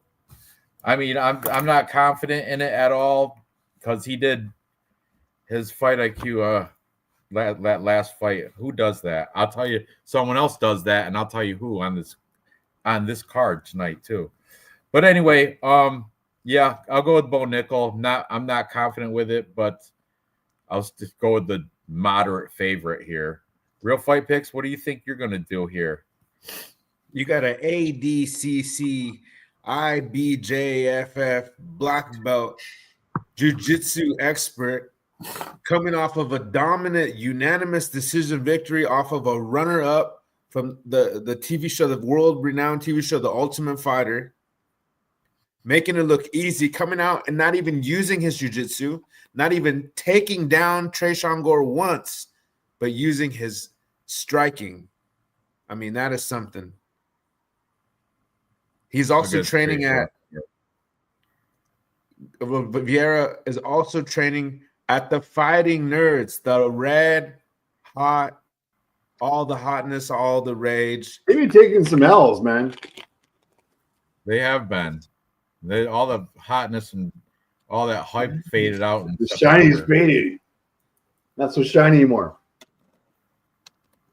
So proceed with the rent, the mortgage on Bo Nickel. Put it on Bo Nickel because, like I said, he did not take down Tresean Gore once. Oh, and Bo Nickel's got them hands, boy. And I think Bo Nickel wins by KO. There's no way this fight goes to decision. No way. I feel like he's gonna finish him ground and pound. He has to come out and make a statement. I guess he could beat his ass for 3 rounds, but I feel like he's gonna show people, and it's a way to kind of like say, damn, Bo Nickel's a Penn State wrestler, but he finished him with them hands. That's what he's gonna get to say after this fight. They're setting him up. They're setting it up so he could say just that. American Top Team is training Bo Nickel, and yeah, I'm looking at his Instagram right now. So Bo Nickel's ready for this. He's ready. Oh, very much so. Strike land per minute 2.36 versus 3.77. You would think advantage Rodolfo. Strike absorb 2.11 versus 4.12. Negative striking ratio for Rodolfo Vieira. On the ground, flip a coin with these guys. 3.34, 3.09, 100% takedown defense on both of them. Bo Nickel's got a better takedown accuracy because he's a freaking wrestler. Submission average 2.19 versus 1.00 advantage for Bo Nickel there as well. I don't think Bo Nickel is going to be subbing Rodolfo Vieira, so don't get me wrong there. But I know he's got enough to keep himself clean on the ground. I know he's got enough to be able to dominate and get on top and just, hey, if he dominates and rides fucking Rodolfo for fucking 3 rounds and just stays on top of him, it's a win. It's a shitty win. Hopefully there'll be some stand-up before that happens. But yeah, I'm on Bo Nickel as well. He is a minus 225, so very much of a favorite, especially coming off of this loss. He ain't losing. He's 7-1-0. He ain't losing 2 in a row. Right. Bo Nickel's coming ready for this. He's bouncing back hard. So yeah, I'll put him in a parlay. Minus 205 for me. I like it. All right. Moving on up the card. We got the curtain jerker to the main card now. This is an interesting fight, too. We got Beneil Dariush with his salt and pepper hair. The salt is starting to take over the pepper, though. Yeah, same here. That is for sure. Same here. Yeah, well, we all feel it. And he's taking on Benoit Saint Denis. Saint Denis, he's looking like crazy. His eyes are crazy. He's looking yeah, he's looking all crazy. I looked at the face-offs and he's looking all something happened. But right here, Dariush is plus 150, but BSD comes back at minus 180 as the favorite. But I'm going to side with Benoit Saint Denis, but Beneil Dariush, I don't know. I can't. This is one I can't confidently pick either side because Beneil Dariush, he's a sneaky play. He's not bad. He's got decent all around wrestling, striking. You got to go with BSD though. You got Benoit Saint Denis. His durability is his cardio. He's gonna outlast Beneil Dariush and probably I don't think he's gonna get finished, but I don't know. Benny's been knocked out before, I think. Yep. I don't know. I'm gonna wait till you hear your guys' breakdowns, but right now I'm unfairly leaning Benoit Saint Denis, but I don't really have any backing, and I really want to see if I can find a reason to take the plus money on Benny. So what do you think? I mean, I don't like Beneil Dariush as a person. Why? He's a good Christian. Wow, that's hard, dude.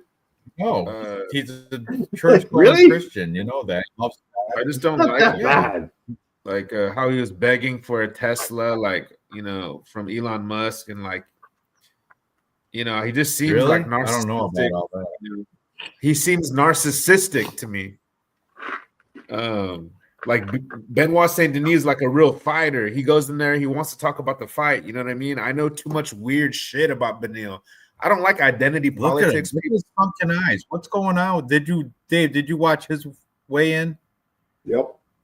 Look at that. He's crazy. He got crazy look right there. Yeah, no staff this time. He's got a guy behind him. There's a dude behind. Oh, no staff infection. No, infection. Yeah. You're like no staff. He's a solo. He's like JP Bays in practice by himself, shadow boxing. Look at him. He didn't miss. He missed weight. He missed weight. His head's not in the game. He did. Darius missed weight. He's the only 157. 157. You know why? Because I was talking shit about him last time and he won, and it surprised me. I was trying to find out who I thought he would never win a fight in the UFC again. Beneil Dariush, and he won. I think he beat, I don't know who it was. I'm going to look real quick. I was surprised, and he kind of set me straight with that victory. Who was it? It was, you guys probably know it. It's Renato Moicano. Money Moicano. And I think he was a huge underdog too, or was a little bit of an underdog. And I thought he was done. But, with all that said, I think he's older, right? That's they're not the same age, are they? He's 1989, and what did they? I don't know. Benoit is 1995. Yeah, it's a huge difference. Benoit's like 29. 29 and 36 are their ages. I kind of like that for BDS. And like I said, I feel like he's the more focused one. I'm still not buying Beneil is good. Like, he has 2 kids now, and he's talking about, I don't know, he's just annoying because he was talking about how he needs his family around, and I just felt like there was a distraction. He was like always with them in the gym on embeddeds, and he's talking about, and it's like, why do you have to say it so much, bro? You know what I mean? It's obviously probably not true, and if he loses this fight, because he should win it. But if he loses this fight, he's done, So I'm taking BD. I'm just a bigger fan of Benoit Saint Denis. I think this is the bias, guys.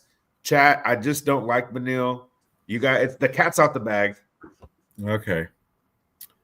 I get you. Sorry to be negative. Dave, what are you doing? Can't stand him. Oh, BSC all day long. I know we're fucking still talking about this. I've been listening to fucking Lupe fucking justify his fucking bullshit for fucking way too long. So we're all in agreement on Beneil or Benoit Saint Denis. Yes. God of War. Man, you guys are the best. How do you say that in French? God of War. Dieu de la guerre. Dieu de la guerre. De la guerre. All right. Besides the fact that Lupe is full of shit, I will give you some stats to back it up a little bit here. Strike landed per minute, 3.78 versus 5.05. Strike absorbed, 2.61 versus 4.19. Benoit's going to have the advantage with the speed, the power, and on the feet. If it does go to the ground, Jesus Christ, don't go to the ground, Beneil. Beneil, if you were to go to the ground with this guy, you're going to get fucked up. 2.12 versus 4.35. Takedown accuracy, pretty much even. Takedown defense, pretty much even. Submission average, slight lean towards BSD. The French has something to prove here, man. And Beneil Dariush is too busy with his school, his kids, his family. I get it. Priorities are good. His career, which is now no longer being a fighter, it's now being a coach. So the focus is no longer off. He is at the tail end of his career. I wish I knew how many contracts he had left. I think he's on his last fight, but I'm not positive. Beneil, way to go out on a UFC main card. Put the gloves down, dude. Go fucking coach. It's time for you to coach. We're gonna do a anti-retirement, or we're gonna do a parlay against people that should retire this card. GM3, Beneil Dariush, Angela Hill. Right there, we're going against all 3 of them. But anyway, moving on. BSD's got to be on a parlay, though. BSD's got to be on a parlay, minus 175. Is that what do I got him at? BSD. I got him minus 180. Yeah, minus 180. Yeah. All right. Throw light on a parlay. I'm confident. All right. Well, maybe we still got to go through your whole prelims pretty much, Dave. Moving on. Next, we have Leon Edwards taking on Carlos Prates, the Nightmare. Guys, I know Leon Edwards is a technical British boxer and got all this thing. Carlos Prates not gonna knock his ass out. I think he's gonna smoke him. He's gonna smoke him like a cigarette. He's gonna toast him. I think. I mean, Leon Edwards is. I know he does have the more technical. I bet you do stats. He's probably got more significant strikes and volume and all that good shit. But I don't. Something's telling me take Carlos Prates inside the distance. I think he's gonna Yeah, he's gonna smoke him. Who's Carlos Prates lost to? Just Ian Gary. That's it, right? As far as I know. Yeah. Let me see. No. Yep. Yeah. Well, I'm saying recent, not forever, but I'm saying recently. Yeah. If you look at it, let me see. Since he's been really on the scene, I know he's got losses way back in the day, way back. Whereas before that, they don't even count. What is it, 2019? No. But as of recently, and look, he's taking care of these guys. Look at all these straight left round 2 against Mitch Ramirez, straight left round 2 against Trevin Giles. Chuck Buffalo, round 1, knee to the body. Li Jiang Li, left hook round. He's just knocking everybody out except for Ian Machado Gary, which that was a disappointing fight. But yeah, I think he's going to continue doing what he does best. And Rocky Leon Edwards, hate to say it, I mean, you're a good fighter. You're boring as fuck, but you're technical and you hit your mark, but it's not going to be enough to. Carlos Prates is going to take it away. I think he's. Oh, Rocky's never been knocked out. I never saw this though. Never been knocked out. I didn't know that. 1, 2, 3, 4, 5 performance of the nights for his knock. This guy's killing on the bones. Look at the four of them in a row. Killing on the bones. Yeah. Like every single fight he's won, he's got a performance of the night. That's insane. Leon, you better dial it up because you're about to get fucking sent to the shadow realm. Yeah, it's either yeah. If it does go decision though, Leon, man, that's the thing. If like Carlos Prates, he's a cigarette smoker. So after round 1, like against Ian Gary, he had, wow. Oh, it was saddening. It was disappointing. I lost money. He was a parlay anchor. But that's the thing. If it gets out of the first couple rounds, if it goes to round, is this a 3-round fight? Yep. If it gets past the first round, I don't know. I'm still sticking with Carlos Prates though. By finish. Real fight picks. What are you gonna do here? Man, there's your nerd glasses, by the way. Yeah, he took the Band-Aid off the tape in the middle is no longer a thing. I like people like that bash on Leon Edwards. They're using this opportunity just to shit on him. All the podcasters, you know what I mean? Like they're saying, like, who gets. Look at the snarl. Look at that. His lip is quivering. Carlos Prates. He snarled and it was quivering a little bit. He's talking shit to him, and probably in Spanish. So Leon Edwards can't understand it. Oh, remember when Nate Diaz was slapped him, pointed at him? Was that against Leon Edwards? Yes. Yeah. He slapped him like bitch. They gave him that comment. No, he punched him and pointed at him, and instead of going after him.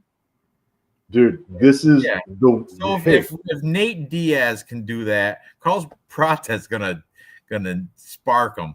Watch the quiver lip. Watch the lip. I just want to say, this is how to lose a face-off. This is Leon Edwards losing a face-off, getting scared and backing down hard right here. What the fuck? What? Oh, this guy's angry. I love the He's upset at me. I love the quiver. He's gonna fight me. Oh no. Yeah. Look, what the fuck was that guy doing? Jesus Christ. Fuck you up, man. I'll smoke you like a cigarette. I liked it. Practice all day long. And we call them fags. Nice. All right. Anyway. We're bringing back fags and retards and gays. Let's go.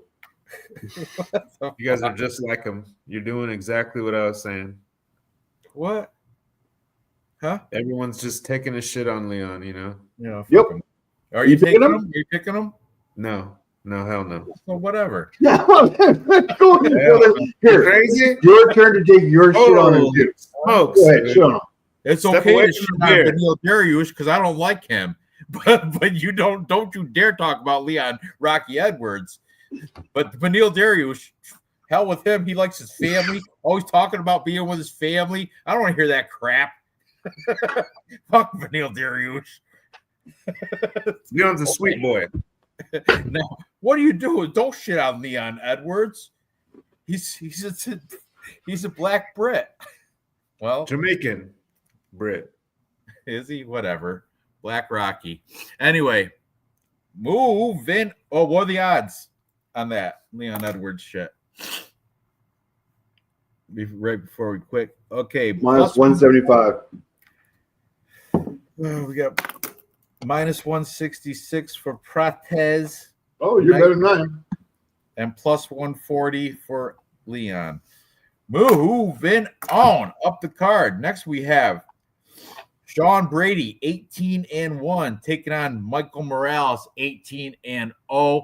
This is going to be fight of the night. But I'll tell you, I was back and forth all week till I heard something today from Lucrative. You know, Lucrative, the British dude, Lucrative James or something? Mm-hmm.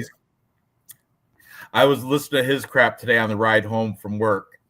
And I guess Michael Morales, similar to what I mentioned earlier about with Bo Nickel. You know how Bo Nickel came in 25 pounds heavy? Lucrative on his show showed, because he in his background he shows like little clips of stuff, and he showed Michael Morales on a scale 2 weeks, or I don't know how many weeks ago, but he was like, this is his walk around weight, and it was like, it wasn't that long ago, 211 pounds. Okay, so that means he had to lose 30, 40, a good 41 pounds to make 170 within like a month. Or I know it wasn't that long of, it wasn't on his, it's not going to be on his Instagram. It's something, because that Lucrative James, he looks at all, he's got clips of interviews and shit and all sorts of crazy stuff. This is him 3 weeks ago. 3 weeks ago. Right. Yeah. He's he showed losing weight. Scale. He actually showed us, and it said 211. So that being said, if you got to lose 40 pounds in a month, I think it's going to be, it's a strain on your body, and he thrives off his cardio and conditioning. And I think this is where Sean Brady might have a little advantage. I know Sean Brady's more muscular, muscle bound, and shorter, more compact and everything. So his cardio is going to fade out first because he's more compact, got bulky muscles and all the oxygen in the blood, all that theory and shit. But I don't know. I think Sean Brady does have a little bit of better wrestling. I don't stand up. Michael Morales is the dominant, but wrestling, takedowns, I think Sean Brady's going to take him down and control the fight from there and upset. Sean Brady. Oh no, Sean Brady's a fucking favorite. But anyway, not upset, but I got Sean Brady edging out, using his advantage in wrestling over Michael Morales and his huge weight cut he had to perform. Weight cuts are horrible, man. I don't know how he looked on the scale or anything, but I'm trying to find some fat pictures for you, dude. I got nothing but training shots for like the last 8 weeks. I know. It's fine. I'm trying to find some fat pictures for you. I got nothing. It's all right. I'm on the side with Sean Brady. I know it's not a popular pick, but that's what. No, it is. You are the favorite. You are picking the favorite. You are literally picking the favorite. But this is everybody's favorite underdog right here. This is the dog that everyone. You got to pick a dog. This is the one. It's gonna be interesting. Minus 135 for Brady, plus 114 for Michael Morales. Isn't Michael Morales like a Ecuadorian or whatever? Yeah, wrestler. I think he was like Ecuadorian wrestling team. It's like the Olympic wrestling team or some shit, right? Yeah. Yeah, I know, but I think Sean Brady with the Henzo Gracie Jiu-Jitsu, and he was Sean Brady has collegiate wrestling too. I don't know if it's Ecuadorian good, but it's U.S. college good. So I don't know. I got a feeling that if Dave has stats, he'll have takedown and takedown defense. They both have records, so they should have numbers. And he can confirm. But I would personally, just from my experience watching their fights, it seems like Brady's more advanced in wrestling and Morales is more advanced in striking. That's their strengths, I would assume. Go ahead, Dave. I can't read that. Morales 2-inch height advantage, going to be helpful. Huge reach advantage. Has him at 7-inch reach advantage because Sean Brady is just that muscle-bound little short guy. Right, doesn't matter for wrestling. 7-inch reach advantage makes a difference, man. 3.5 inches on each hand is a lot for striking, not for wrestling. That's just more leg you can get. And we'll go over this right now. Strike land per minute 4.00 versus 5.62. Michael Morales advantage on the volume. Strike absorb 2.94 versus 3.31, almost a wash. I'm going to definitely give Morales the advantage on the feet here. Takedown average 3.62 versus 1.09. Oh. Okay. Advantage Brady on the ground. Problem is, though, takedown accuracy 54% versus 41. Takedown defense 86 versus 89. Sean Brady's going up against a 90% takedown defense. Yeah, against who's he fought? Gilbert Burns? Gilbert Burns? Yeah. What? Gilbert, old ass, tired out, old ass Gilbert Burns. That was the most recent fight. He was tired and old. You know what? He took him down and he still won. Morales knocked him out. Huh? Gilbert Burns has taken him down once. Adam Fujit has taken him down once. Trevin Giles has taken him down once. All those fights he fucking won. All of them he won. He's going to take him down more than once. He's a superior wrestler compared to those guys. And if you know, he's a one-trick pony. He took down he took down Leon Edwards 5 times. He took down Gilbert Burns 7 times for decision wins. He's not taking down Michael Morales on a regular basis. A t-shirt and says dominate.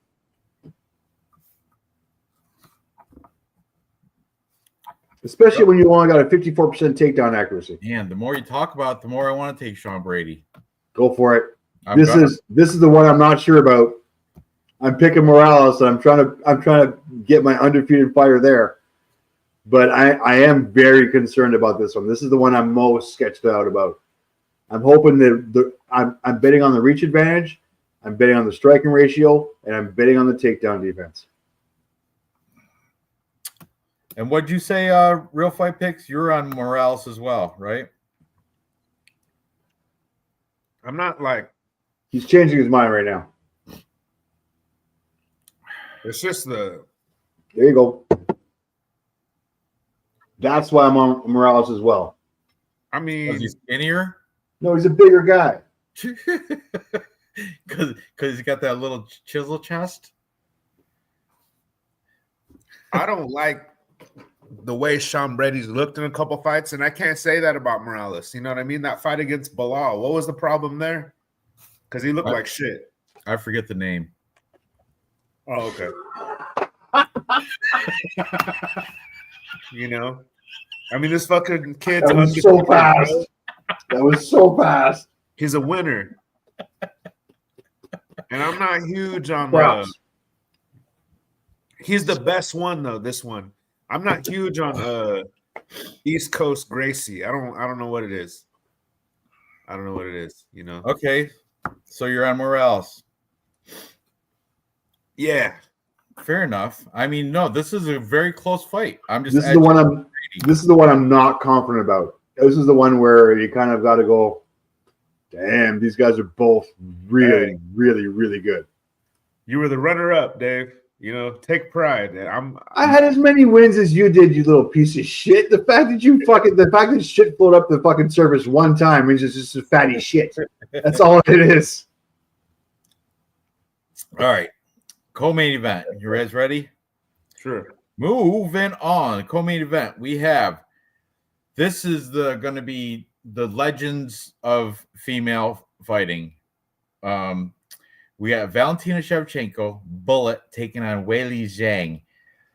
The cream of the crop. You don't get better than this unless you're Kayla Harrison, right? And Kayla Harrison can't make flyweight. So at flyweight, you will never get better than this right here. This is the best flyweight fight in females that you can put together right here. So Valentina comes in 25-4-1. Weili 26-3. Let's see here. Let me pull it up so I can see. So yeah, a little bit of color in Valentina's past 5. Let's go over that right there. So that loss, Alexa Grasso, that was that split to, what was it? That's a draw in there too? Yeah. Okay. That's a draw split decision. Split, and they were both against Alexa Grasso, correct? Yeah. Yep. And then she capped it off with a revenge unanimous decision a year ago against the same Alexa Grasso. And most recently, she beat Manon Fiorot, unanimous decision. Manon Fiorot was the hottest striker. But now she's got a big test in Chinese best representation of their entire country, Weili Magnum Zhang. Weili Zhang, when's the last time she's lost? Was that in Florida against Rose Namajunas during COVID? Mm-hmm. Yep. Yeah, and that's when everybody in the world was blaming her for spreading COVID. And she's like, I'm sorry. It's not me. I'm just happened to fighting in Florida where everybody, yeah, it was a very I felt so bad for Weili Zhang. Got head kicked, knocked out, Rose Namajunas right in Florida, and she said something about better dead than red or something. Remember all that crazy talk? And this one, everybody was hating on the Chinese people for spreading COVID to the world, and you fucking bitch. Oh, I hated her. But anyway, she overcame that after losing twice to Rose. She bounced back, beat Joanna Jędrzejczyk, Carla Esparza, Amanda Lemos, Yaonan Zhang, Tatiana Suarez most recently. So now she's got the big test of Valentina, and I don't think she's going to pass it. Valentina, this is such a good fight because it could go either way, but I've always been a fan of Valentina Shevchenko, even in her low moments. Aside from the whole Tracy Cortez before that, her only loss was to Amanda Nunes, and that was a split decision, which she was jumping up weight class, against the GOAT, Amanda Nunes. So there's nothing kickboxing. Problem is, though, this was her prime. When she was fighting Amanda Nunes 2018, 2019, 2020, 2021, 2022, that was her prime. Prime Valentina. Killing it. Yeah. And now we're kind of on the downward progress of the career.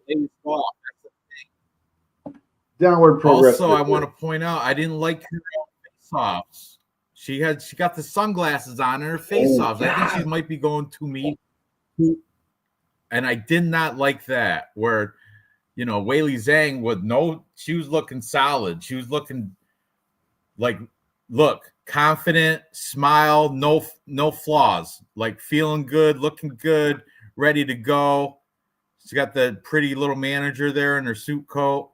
Here comes Valentina with her old ass unk and the Terminator sunglasses. She's been wearing those all week long. I know. What gives? Is she a villain in a movie again? She does that. She always plays she was a villain in some movie. She was like the bad, I forget which, Real Fight Picks knows all the MMA female movies are fucking horrible, but I love them. What's the one, the Valley Fights? Anyway, but look at right here. Old meta glasses, right? This is off. That's cringy. So she's hiding something, I think, with the sunglasses. Like no. Those are the new Oakley Meta glasses. So she's getting paid.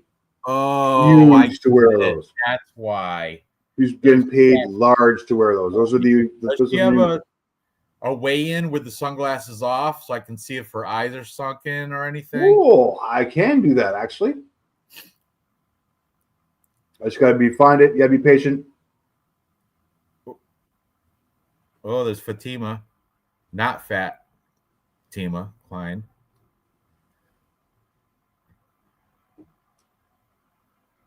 It's gonna take me a second, guys. Keep going.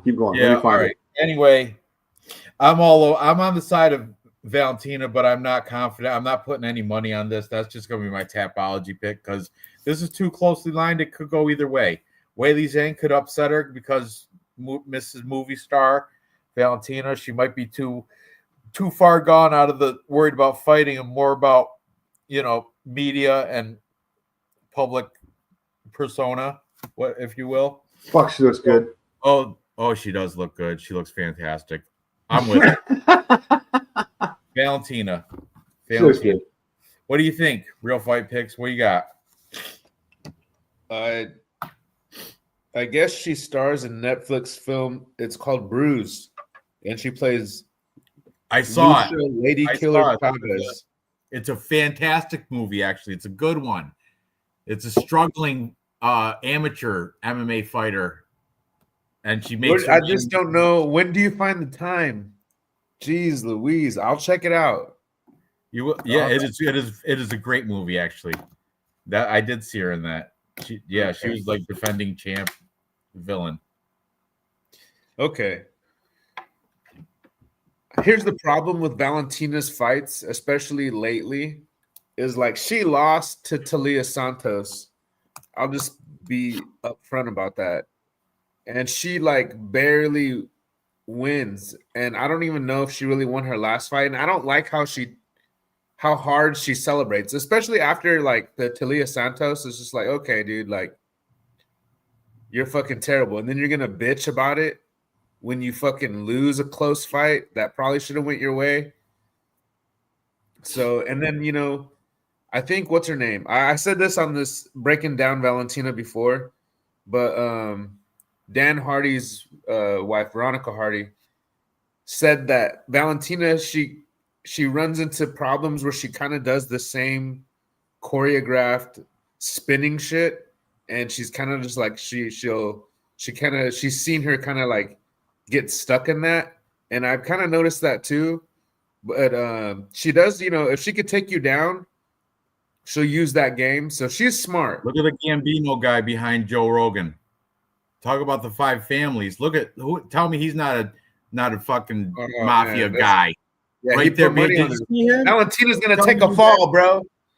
Tell me that guy's not mafia. Right there, that guy right there. Yeah, I bought your belt. I bought your second belt. Yeah, it's paid for. Don't worry about it. Oh yeah, FBI start looking at that guy right there. Yeah, him. Oh shit! And this guy, and this guy, and this guy. Oh yeah, they're all together. Yeah, never mind. Right there. Yeah, don't worry about no Herb Dean or nothing. Worry about that dude behind Joe Rogan. That's exactly my point, though. Is Valentina's fights are so close. They're so close. The Muhammad Ali shirt. Oh yeah, fuck yeah. I'm leaning Valentina because she's bigger. She should win. I always wanted to see Rose against Valentina. Are they the meta glasses? Are they like smart glasses? That's like she can see other shit besides Joe Rogan right now. It's never gonna catch on. See a screen or words like translation and shit. How many glasses do you see that blink on the front? So you could just talk to people in Spanish or something like that. That's so fucking weird. I'm checking she's checking her emails at the same time. That's not enough. Yeah. She's looking at porn. She's looking at her emails. That lesbian porn, the Asian lesbian porn. I'm gonna fuck that girl up.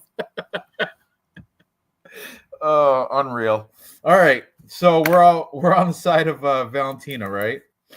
Yeah. Oh no, we're not. No? What? No, we are not. You're not taking Valentina? No, I am not. Wow. All right. Show me the stats then. I'm on the side of Weili Zhang. I think Valentina is tailoring down in her career. She's got too many distractions. She's got to market Oakley meta glasses just to get her fucking life in order. Mm-hmm. Bitch looking for a husband, wants to pump out some kids. Strike rate per minute, 2.14 versus 5.15. Advantage Weili Zhang on the volume. Strike absorb 2.06 versus 2.77. Takedown average 2.62 versus 2.24. Problem is with Valentina, guys, everything she's done it before. She's been here for too fucking long. She telegraphs her shit. Back in the day, yes, it was good. It was surprising. There is nothing new that Valentina is bringing to this game. She is bringing the same old shit that she brought in for the last fucking 10 years. Weili Zhang, on the other hand, is bringing a whole new dynamic of stuff. I don't think Valentina is concentrated on getting her fighting career progressed. I think she's more concentrated on getting the furtherance of it. She's realized that you can't do this forever. You've got to progress your career somehow. This is how she's progressing her career. Good for her. I appreciate it. I just see Weili Zhang way more into the game right now, way more in shape, way more involved in fighting, not being distracted by movies, glasses, sponsorships, other things like that. She's got China. Yeah. She has an interpreter that is assigned to her that is making sure she fucking doesn't do this shit. Valentina's been putting it in. I'm looking at her Instagram right now. She's been putting it in. Don't care. She's putting the same old shit she's been putting in for the same 10 years. There's nothing new coming to this fight. There is you know how to beat her. Weili Zhang has it. It's scientific. I think Weili Zhang has put more time in the gym than Valentina has in the last 6 months. I'm going Weili Zhang. Fading my girl, by the way. Fading my girl. And you know how much I love her. When Valentina was at, before, they're both over here now, stateside, but she was training at Tiger Muay Thai the same time Weili Zhang was at Bang Tao, which is that shit's real close to each other. They're like competing schools in Thailand. I think that's pretty nifty. It's pretty. Oh, look at what's this picture from 5 weeks ago, and she's there with Jocelyn Edwards, and yeah, I don't know. Valentina's been putting it in. She got training. She's not putting it like she used to. She's putting her time in, but she's not training like she used to. Maybe not. But either way. All right. I'll put your name by Weili Zhang. Better dead than red. That's all I gotta say. Finally, the main event. I'm one to talk. The main event. We got Jack Della Maddalena trying to retain his belt over upper weight class Islam Makhachev. Islam 27-1, JDM 18-2. I'm sorry I had to say that, but you know what? The truth is, Jack Della, I don't think is ready for Islam Makhachev yet. I think he's still. I think this is too soon for him. He didn't really. Who's he beat? Let's look. Who's he beat? Let's look at his. Who's he right beat? here? His resume. Let's look at his resume. I don't remember him. I forgot his name. and old ass Gilbert Burns. Who else is in there? Kevin Holland, Basil Hafez. Split decision, by the way. Kevin Holland was split, and it was close. I know. That's the thing. That's what I mean. The resume isn't. I mean, it's there, but it's not as solid as I'd like to see for a champ. You know what I mean? The Basil Hafez. All right, so let's say it out loud. Then if you pull up, he started off with 2 losses in his career, then beat a bunch of nobodies. Like you're on mute.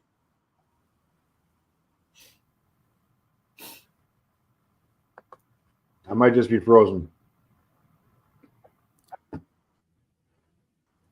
Yeah, you think you might have. I think you were frozen. Anyway, pretty much what we're saying without reading through the whole resume, Islam Makhachev's quality of opponents that he's completely obliterated is far above JDM Jack Della Maddalena's for sure. Look at the people that Islam Makhachev has walked through. Renato Moicano, Dustin Poirier, Alexander Volkanovski, who is like a training partner and good buddy of Jack Della. I think they're actually training together in preparation for this. Doesn't matter because Islam beat Alexander Volkanovski twice. That's right, 2 times. Once by unanimous decision, the other time head kick and hammer fist. So hadn't figured out after the first time. Charles Oliveira, Dan Hooker, I mean, the list goes on and on and on of all these killers. JDM, what's his best win for Jack Della Maddalena? Who's his best? I mean, his best? Gilbert Burns? The best no, win old ass Burns? No. I'm going to go Bilal Muhammad. Kevin Holland? Kevin Holland. Maybe kind of. Kevin Holland, Bilal, killing. Yeah, maybe. Either way, go through and it doesn't compare to even the third best that Makhachev beat. I know I see a lot of the performance of the nights, and this is I'm not saying it's going to be a walk in the park, but I'm pretty confident Islam Makhachev is going to get the victory here, and I'm sticking with that pick, unless you guys can tell me something crazy that's going to throw me off that. He's going to out-wrestle. I think Jack Della, if you want to look at his past UFC fight stats, I think he's probably been taken down a lot. And that's exactly the game plan here for Islam Makhachev. Because who else? Let's see. Bilal Muhammad's a wrestler. Gilbert Burns is sometimes a wrestler. All the rest of these guys are strikers. Danny Roberts, Randy Brown. I mean, yeah. Islam Makhachev by way of dominant wrestling over JDM. That's my pick. What do you guys think? Watch this. Watch this. Come closer. Come closer. Yeah, he's keeping him at bay. He's scared. JDM is. No, watch this. Come here. Come here. Come here. Come closer. Come closer. You want to talk shit to me? I love it. I love it. I'm sorry for you, brother. This guy's just made to fight. Doesn't give a fuck. You're not going to intimidate him like that. What are you going to do? Come on. That's why he's got the fist out there, keeping him at bay. Come closer. Yeah, come closer. Backing up. And you need backing up. Yeah. Islam all day. Real fight picks. What are you doing? I can't. I was looking because I thought I heard through some connections that I have in the UFC that Islam had staph infection because he's like prone to it. Fake news. But he did have a shiner, so he looks like he trained. He did have like yellowing by his eye, I saw. But to be honest with you, like coloration. I've seen Alexander Volkanovski wear down Islam. I want to say I think I've seen him take him down. What? A featherweight. In which loss? In the loss that was that the unanimous decision loss, or was that the one he got knocked out? It doesn't matter because it was a loss. I mean, was it though? The first one was it? Where Alexander decision loss. Fight on top? Not a split decision. Nope, not a split. Oh, complete I'm sorry. Unanimous. When he took down Alexander Volkanovski 4 times to beat him the first time, or when he knocked him out the second time? Yeah, but the 4 takedowns? When he took Alexander Volkanovski down 4 times? It was Alexander won the fight, though. You guys are getting like, you got to know what happened. Who came? I don't know. It says right here that he lost. It says right here that, like a couple that Alexander Volkanovski pillow struck him 70 times versus 57, but the 4 takedowns fucking annihilated him. Chat, this is the difference between Tapology champions and casuals. Because I think, in my opinion, you don't win that fight. I don't see any red on this. I don't see any red except for that Adrian Martins. And that was back in 2015. Since then, I don't see any red here. So I don't know what are you talking about? I don't see much red on Jack DeMelina either, by the way. The UFC. Was it the first fight of the night or the performance of the night? Which one are you talking about that he lost? The fight of the night? I'm fucking. Hey, you know what? You know what? I hope you send me one of those DK head-to-head lineup challenges because I'm gonna pick. Oh, I will. I'm picking Della Maddalena as my first pick. Oh, good. I can't wait, dude. Are you picking him then? You're picking him? I'll take your money. It's better than a t-shirt bet because I'm actually taking your hard-earned money and I like it better. Yeah, well, you haven't done that in a bit. So you're taking him? Jack Della? I'm taking Jack Della Maddalena. It was the easy choice. I mean, there's so many questions like how does Islam perform at welterweight? This is Jack's weight class that he's used to performing at. Right. Islam's been taking creatine powder and protein drinks. Shit, you're not. He says he doesn't like it because it makes him poop, but he's been doing it and he's beefing up. You want to know what's scary is that Islam not having to cut weight is going to be interesting. Full power Islam. I am looking forward to. He's always had to cut weight. He's always had to cut weight, like serious weight, to make it. This time he doesn't. That was his ideal weight. Why did he just come in at it then? Because he wants to be a champion. Because he owns everything. He owns everybody. There has not been one person in the ring who has come close to even challenging him. Yep. You guys will, next week, you guys will be like, man, dude, thank God we got a guy like Real Fight Picks to be there to show us. I've been waiting to say that for 3 years. I've been waiting to say it for so long. The fucking sun shines on a dog's ass once in his fucking life, and he fucking doesn't get to its head. Fuck me. If we would have just did my fight, we had the same amount of wins. You fucking lucked out on a couple picks. That's it. We had the same amount of wins. Batman and Robin. Don't fucking think of that shit fucking hot. Sonny and Cher. All right. Let's so now, Dave, because you're late, we have to kick it back from the beginning and see what you're going to fill in some picks that you didn't. But we're not going to spend too much time. We're going to do them quick. All right, you ready? Nope. Yep. We're going to fire this off real quick. Here we go. I'm here. I'm actually curious. I'm listening. Camilo. Decision. Who? Oh, Camilo. Okay. Shusharukov. Knockout. Who? Oh, Susakayev. Yeah. There you go. Okay. Psycho alien chick is going to lose. Fatima Klein. Fatima Klein is going to lose? No. Psycho alien chick is going to lose. Fatima Klein is going to win. Her grandparents got abducted by aliens? Yeah. Okay. She's going to lose. The fact that she's going to finish off her career 18-16 is going to suck.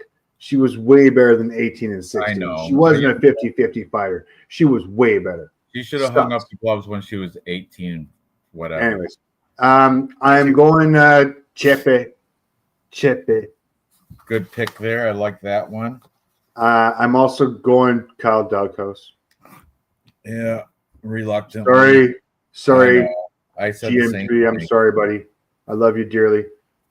Obviously going with Wellmaker, Aaron Blanchfield, and then I think we got to Gregory Rodriguez. Yeah, I think let's go to the show. Oh no, yeah, I think because I'm G-Rod, I'm Bo Nickel, I'm Saint Denis, I'm Prates, I'm Morales, I'm Willie Zhang, and I'm Islam. I got them all.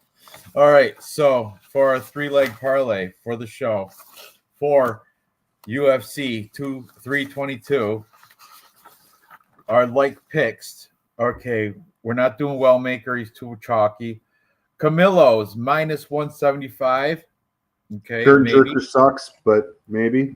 I'm just saying. Susakayev, too chalky. Fatima, nope, no girls. Chepe, minus 102, maybe. Are we all on Chepe? Too chocolate. What? Hey, I was happy to hear you say it. I should have gave you a reaction, Dave, but that Are we all on Chepe? Really? Yeah. I thought I was the only one. No. Kyle Dawkins is too chalky, and I don't want to bet against Mearshart anyway. If anything, I might take Mearshart by sub. Aaron Blanchfield, no girls. We're split. I'm the only one taking Kopilov. You guys are both on that loser RoboCop. Could be close. Bo Nickel, minus 205. I don't know. Yeah, maybe. BSD confident. Benoit Saint Denis, minus 180. Pretty confident. I love that one. More confident in Carlos Prates. Confident Prates as well. Over Leon. That's possible. We're split on I like Sean Brady. You both like who knows? Good fight. Good fight. Gonna be fun to watch. It is gonna be fun. And the co-main where it's a girl fight, and plus we're split, and main event we're split, and we don't do main events either. So we've got potentially Prates,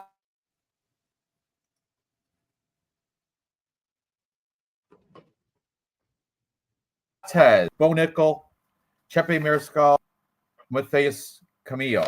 Those are the ones we agree upon that aren't too chalky. So we got to decide out of those. If it was up to me solely, I would say Chepe. Sorry, here we go. I'm up. I apologize. I like Carlos Prates, Chepe Mariscal, and it's either going to be Bo Nickel or Benoit Saint Denis, probably. Or we can take that guy that's going against okay. Let's be honest. Curtain Jerker, not crazy about it. Who knows what's going to happen there? Yes, we are all in the same one, but who knows? Take that guy out. All right. So you want a 3-leg parlay? We got Chepe. He's in. You sure he's in? I like him. All right. Mariscal. We're all in agreement there. Mariscal. We're 100% BSD is going to annihilate the fucking Benito Del Rio as far as I'm concerned. Okay, so there's two. And I like Prates. Bo Nickel, I think, is going to win, but he's the cheapest odds. So let's do Prates, BSD, and Mariscal. Do that one. Plus 393. Let me see. I got to re-log in. Oh shit! Timed $20 bets gets me $100. Shit, I'll do that. Sweet. I'll match that. I'll match that. I'll do that too. Like it. All right. Who we got now again? I'll put it in DraftKings, see what it spits out. I'm gonna do Chepe and Morales in one together.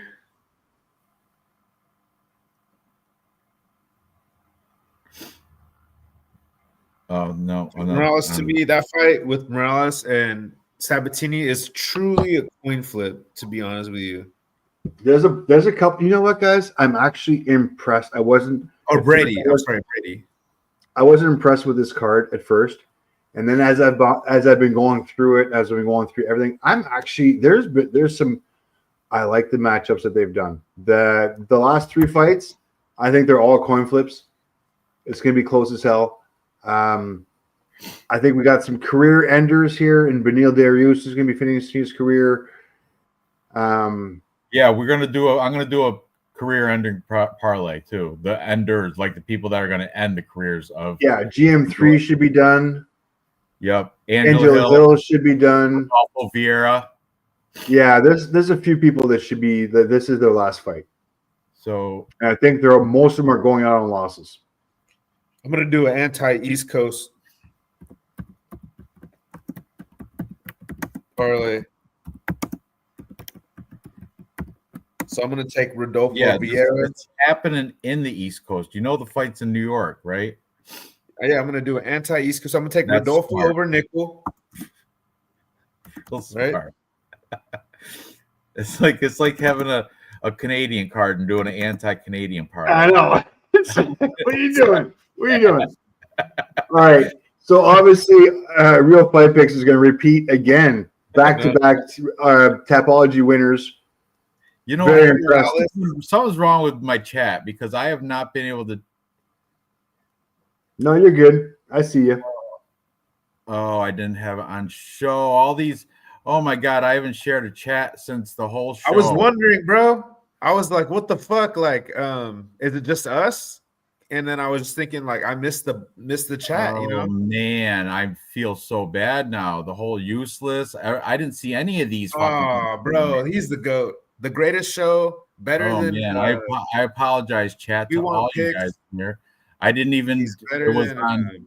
It was on Tracy. Show. Better than MMA Guru.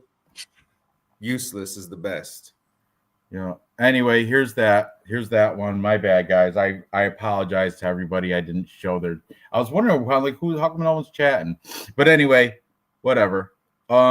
Now I'm gonna do a, what's it called? The retirement. Put them out of their misery bet something. Okay. Retirement parlay. So, first of all, I think Vyacheslav Borshev, leave your shit in there. So we're gonna take Camilo. Yes. Okay. Angela Hill, sorry to say it, but you gotta go. Fatima Klein, that's ridiculous, stupid odds, but it is what it is. GM3, hate to do it, but Same. All my legends are dying. I know. They can't last forever. Rodolfo Vieira, I think you got to say bye as well. And Benil Dariush. Yeah. Your salt taking over the pepper. So see you later. So that's a good we got 5 picks for that. And what are we gonna call this one again? Retirement parlay. Hey, you know what? You might as well they're saying the same rhetoric for Valentina, you know what I mean? I'm not doing that. I'm not yet. Not yet. She's too legend. She's too legend for me. She's too GM3. So yeah. So let me post this one, and this is called the retirement, or what is it? Just retire. Just retire. Just parlay. Give up. It's time. It's time parlay. It's time. Throw in the gloves. It's time. Throw in the gloves. That's Fatima Klein. Okay, here it is. Kyle Dawkins. Who else is in it? Oh, there's Fatima's in there. Are you kidding? Vyacheslav is in there. Angela Hill. Angela Hill can go for another 20 years. GM3. Oh God, are we? So we're doing the fade parlay here. I'll see it when Ranj puts it up. I lost track. I got Fatima Klein. Here it is. Damn, 5. So, okay. Time to retire parlay. Matthias Camilo, because he's going to retire Slava Claus. Fatima Klein's going to retire Angela Hill. Kyle Dawkins is going to retire the legend GM3. Adolfo Vieira, that did that one wrong. Oh, I missed like plus 1,500, bro. Messed up. I was supposed to go against Benil and Rodolfo. Let me cash that out. I lost $1. Damn it. Confirmed. Sorry. I'll replay that. Get that shit off there. Hide. My bad. Hey, that'd be crazy though if Rodolfo comes through with some. I cashed it out. I cashed it out. It was my bad. My bad. I was getting so hyped up for it. Do you have it up there? Okay, what do you got? Okay. You got all right. We're gonna retire Benil Dariush. So I'm taking Benoit Saint-Denis. Okay. We're retiring Rodolfo Vieira. So I'm taking Bo Nickel. We're gonna we're gonna retire Gerald Mearshart. Should we put G-Rod? No, you guys are both on him. Put him on that list. He's younger. He just looks old. You're right. He is. He looks old. You think Kopilov's gonna retire? after this loss? No. I got 5 of them. Okay, now I got it correct. Now now it's correct. I got Saint Denis, Nickel, Klein, Camille, and Doghouse. Yeah. Now it's plus 448 with all them. I got plus 411. That's easy money right there. If the closest one, in my opinion, is the Camilla and Borshchuk. And that's the closest line too. That's the, that makes sense. I picked all these guys anyways. The rest of it's just a walk in the park. I picked all these guys. I have no words to say. All right. So I guess that's what my words is, what, $20? That's my word. 110. Oh, wait a second. Hang on. I've got bonus bets. Ooh.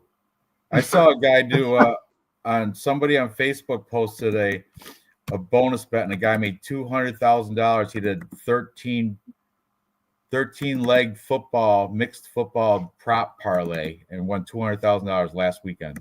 Good for him. Yeah, crazy. Hey, Useless. Hey, I try to put these guys on. Hey, tell Useless how amazing I am at picking money lines in college basketball. Just talk me up, guys. Hey, Useless, I'm gonna drop some in your comments, bro. Do you need your ego padded? What's wrong here? Do we have to get you a support group? Do we need to get you an ego booster? Because I can get you one. I'll show you. I know a guy. I got screenshots, bro. All right, guys. It's after midnight. We're half hour past. I apologize for not showing any of the chat all night, but for some reason it was off or something, whatever. And there was some good ones too in here. I'm looking back. Yeah, I guess I'm hating a little bit. You know what I mean? So, damn. Teach him to Dougie. Yeah, I missed a bunch. Anyway, whatever. Who cares? Next week. Next week. Or the week after. If there's that's you. RFP, humblest man in the game. That's what he is. That's not all right. So and real fight picks. I will send that head-to-head bet. Bro, thank you. I cannot wait. Face-off bet. But yeah, best of luck tomorrow. Otherwise, all you guys, everybody, and yeah, I'll see you. There's only 2 pay-per-views left after this one for the year. I think it's one. Yeah, they're both. Yeah, both in December, obviously. Okay. So anyway, good luck tomorrow, and yeah, I'll see you guys next week. Yeah. Chat. Later.